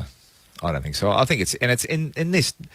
The way the game's played now, it's fast, it's aggressive, but the whole push and shove's gone. You know, and the gamesmanship that goes with that now is, you know, and they're trying to remove that from the game because it's a bit unsightly and it's just changed. You know, when I was playing, that was a big part of it. The sort of the whole, you know, the Steve Waugh era in the Australian cricket team, the mental disintegration side of things. It was all that bluff and bravado, whereas now that's just gone. Blokes just want to play footy. So I don't think so. I think they didn't get beaten tonight because of a lack of hardness. It was a good, even contest with both teams cracking in. Can you bring it back in just with a whole team of meatheads like the Philly Flyers? Bring a bit of ice hockey. Reminder. Goodness me. As long as it's not the Charlestown Chiefs. Anyone who remembers the movie Slapshot? Yes, exactly. Yeah, that is a movie to watch. Don't watch it with your young kids if you're still listening here at 9:23 on the West Coast, 11:23 on the East. By the way, Corbin and Ben coming up. Here's one more question for you. Owen of Bruce Rock, who's always good enough to text in. Go to Cats next week, says Owen. Why is it Liam Ryan never gets pinged for his unsuccessful specky attempts? He never touches the ball, but he gets in the back of opposition players. It was called twice against Collingwood players tonight. I'm just wondering, why doesn't he get pinged? This is Owen from Bruce Rock asking the question. I would say because we all want to see the absolute spectacular mark. And he gets close enough to think, well, they're not an unrealistic. The call is an unrealistic attempt. Yeah, he gets close enough to go, oh well, he could do that. Yeah. So you're almost suggesting that it depends on who the player jumping is. Absolutely. Okay. Absolutely. I think he does get his hand to most of them. I think so. He's not, and he's not moving people out of the contest. He's just launching at the contest. Well, he just jumps straight over them, just about, doesn't he? He jumps straight up onto bloke's shoulders. That's the thing. He doesn't take somebody else really out of the contest because he does just generally fly at the ball. And if there's somebody who he is standing on, then so like most of us, where you sort of have to use your hands to push down on their shoulders to get a bit of leverage to get up there. He just jumps straight up onto them, doesn't he? Yeah, I don't know about you, but Blackie just used to launch straight over. I was very ground-based, Sharon. But I must admit, it'd be interesting to see if Andrew Gaff jumped up at a couple of those, whether they said, that's unrealistic. Maybe it's based on your ability or your capacity, it must be. Anyway, I don't know. You were ground-based. I was bench-based. That's okay. Collingwood winning tonight by a point, 12-4-76 to 11-9-75. Absolutely spectacular game. Great to see the crowds again. And hopefully they continue throughout the rest of the final series. 32,865 in tonight. The Magpies continue on in season 2020. We've asked for the thoughts on who'll win. Who gets through, though, next week for the semi-finals in the next 60 seconds? Gents, Richmond versus St Kilda, Geelong versus Collingwood. Which way are you leaning? Richmond for mine. Yep. I think Richmond have proven they're a top four, if not a grand final team, so I'd expect them to bounce back and get that done. The Geelong Collingwood's a bit more interesting after Collingwood, what they produced tonight, if they can replicate that. But I would expect Geelong to bounce back. Sharon? Yeah, I agree. I think Richmond definitely the side to get on top, but if Collingwood can replicate that game style and bring a little bit of forward momentum instead of just kind of transferring the ball around, I think that they're a definite chance. Thanks very much to Sharad Willingham, to Don Pike, to Bridget Lacey, to Ben Cameron, to our tech, of course, in Adrian Sardi, and back in the studio to Sam McManus. Grandstand will continue tomorrow right around the nation, wherever you happen to be. Lots going on. WAFL Grand Final if you're in the West, Vintage Grandstand if you're in the East. Collingwood tonight by points over the Eagles. Here's how he saw it. Duggan, back again to McGovern, who then steps under pressure from Pendlebury over the boundary line, and they have called it deliberate. Well, he didn't have anything else to do. That's what he was trying to get away with, and the kick is inbound, and Cox goes up, and he marks right in front of goal. And the Eagles fans will be filthy. Mason Cox in front. He kicks the goal for Collingwood. Hoskin Elliott, who marks close to the boundary line, left half forward, right on the arc of 50. He looks inside a congested 50. Big kick. Cox again is a mad mount, and he's able to drag it in. At left full forward. Looking to kick back-to-back goals for the Magpies. He does just that. From a very tight angle at left full forward. So Treloar, alongside the centre circles, kicks towards Cox again. He's got it once more. Comes in, gun barrel straight. Mason Cox has kicked 3 goals in the first term. Grundy down to the goey from the right forward pocket. That would be truly stunning. How on earth has he kicked that? He's got a second. And Collingwood all of a sudden have gone out to a 7-point lead. Treloar away to Adams, falling to ground, gets a kick away towards the pocket. Myercheck's marked it. Deep in the left forward pocket. He's going to hook it around on the right boot with the banana. Arcs out. Never looked like missing. Waterman has it for West Coast. Just forward of the wing. He'll put it inside forward 50. Big numbers underneath it. Ryan flew from the side, spilled out the back, tapped down by Kennedy. Might have been taken high. He was. And he'll get the free kick right in front of goal. Or Darling rather, from the free kick, right in front. Steers it through. It's a 1-point ball game. The Eagles had one more chance. They couldn't convert. Adams impressive. Collingwood will live to fight another day. They win another epic between these two sides. The Magpies by a point. The Eagles' season is done. Collingwood through to the semis. 12-4-76 to West Coast 11-9-75.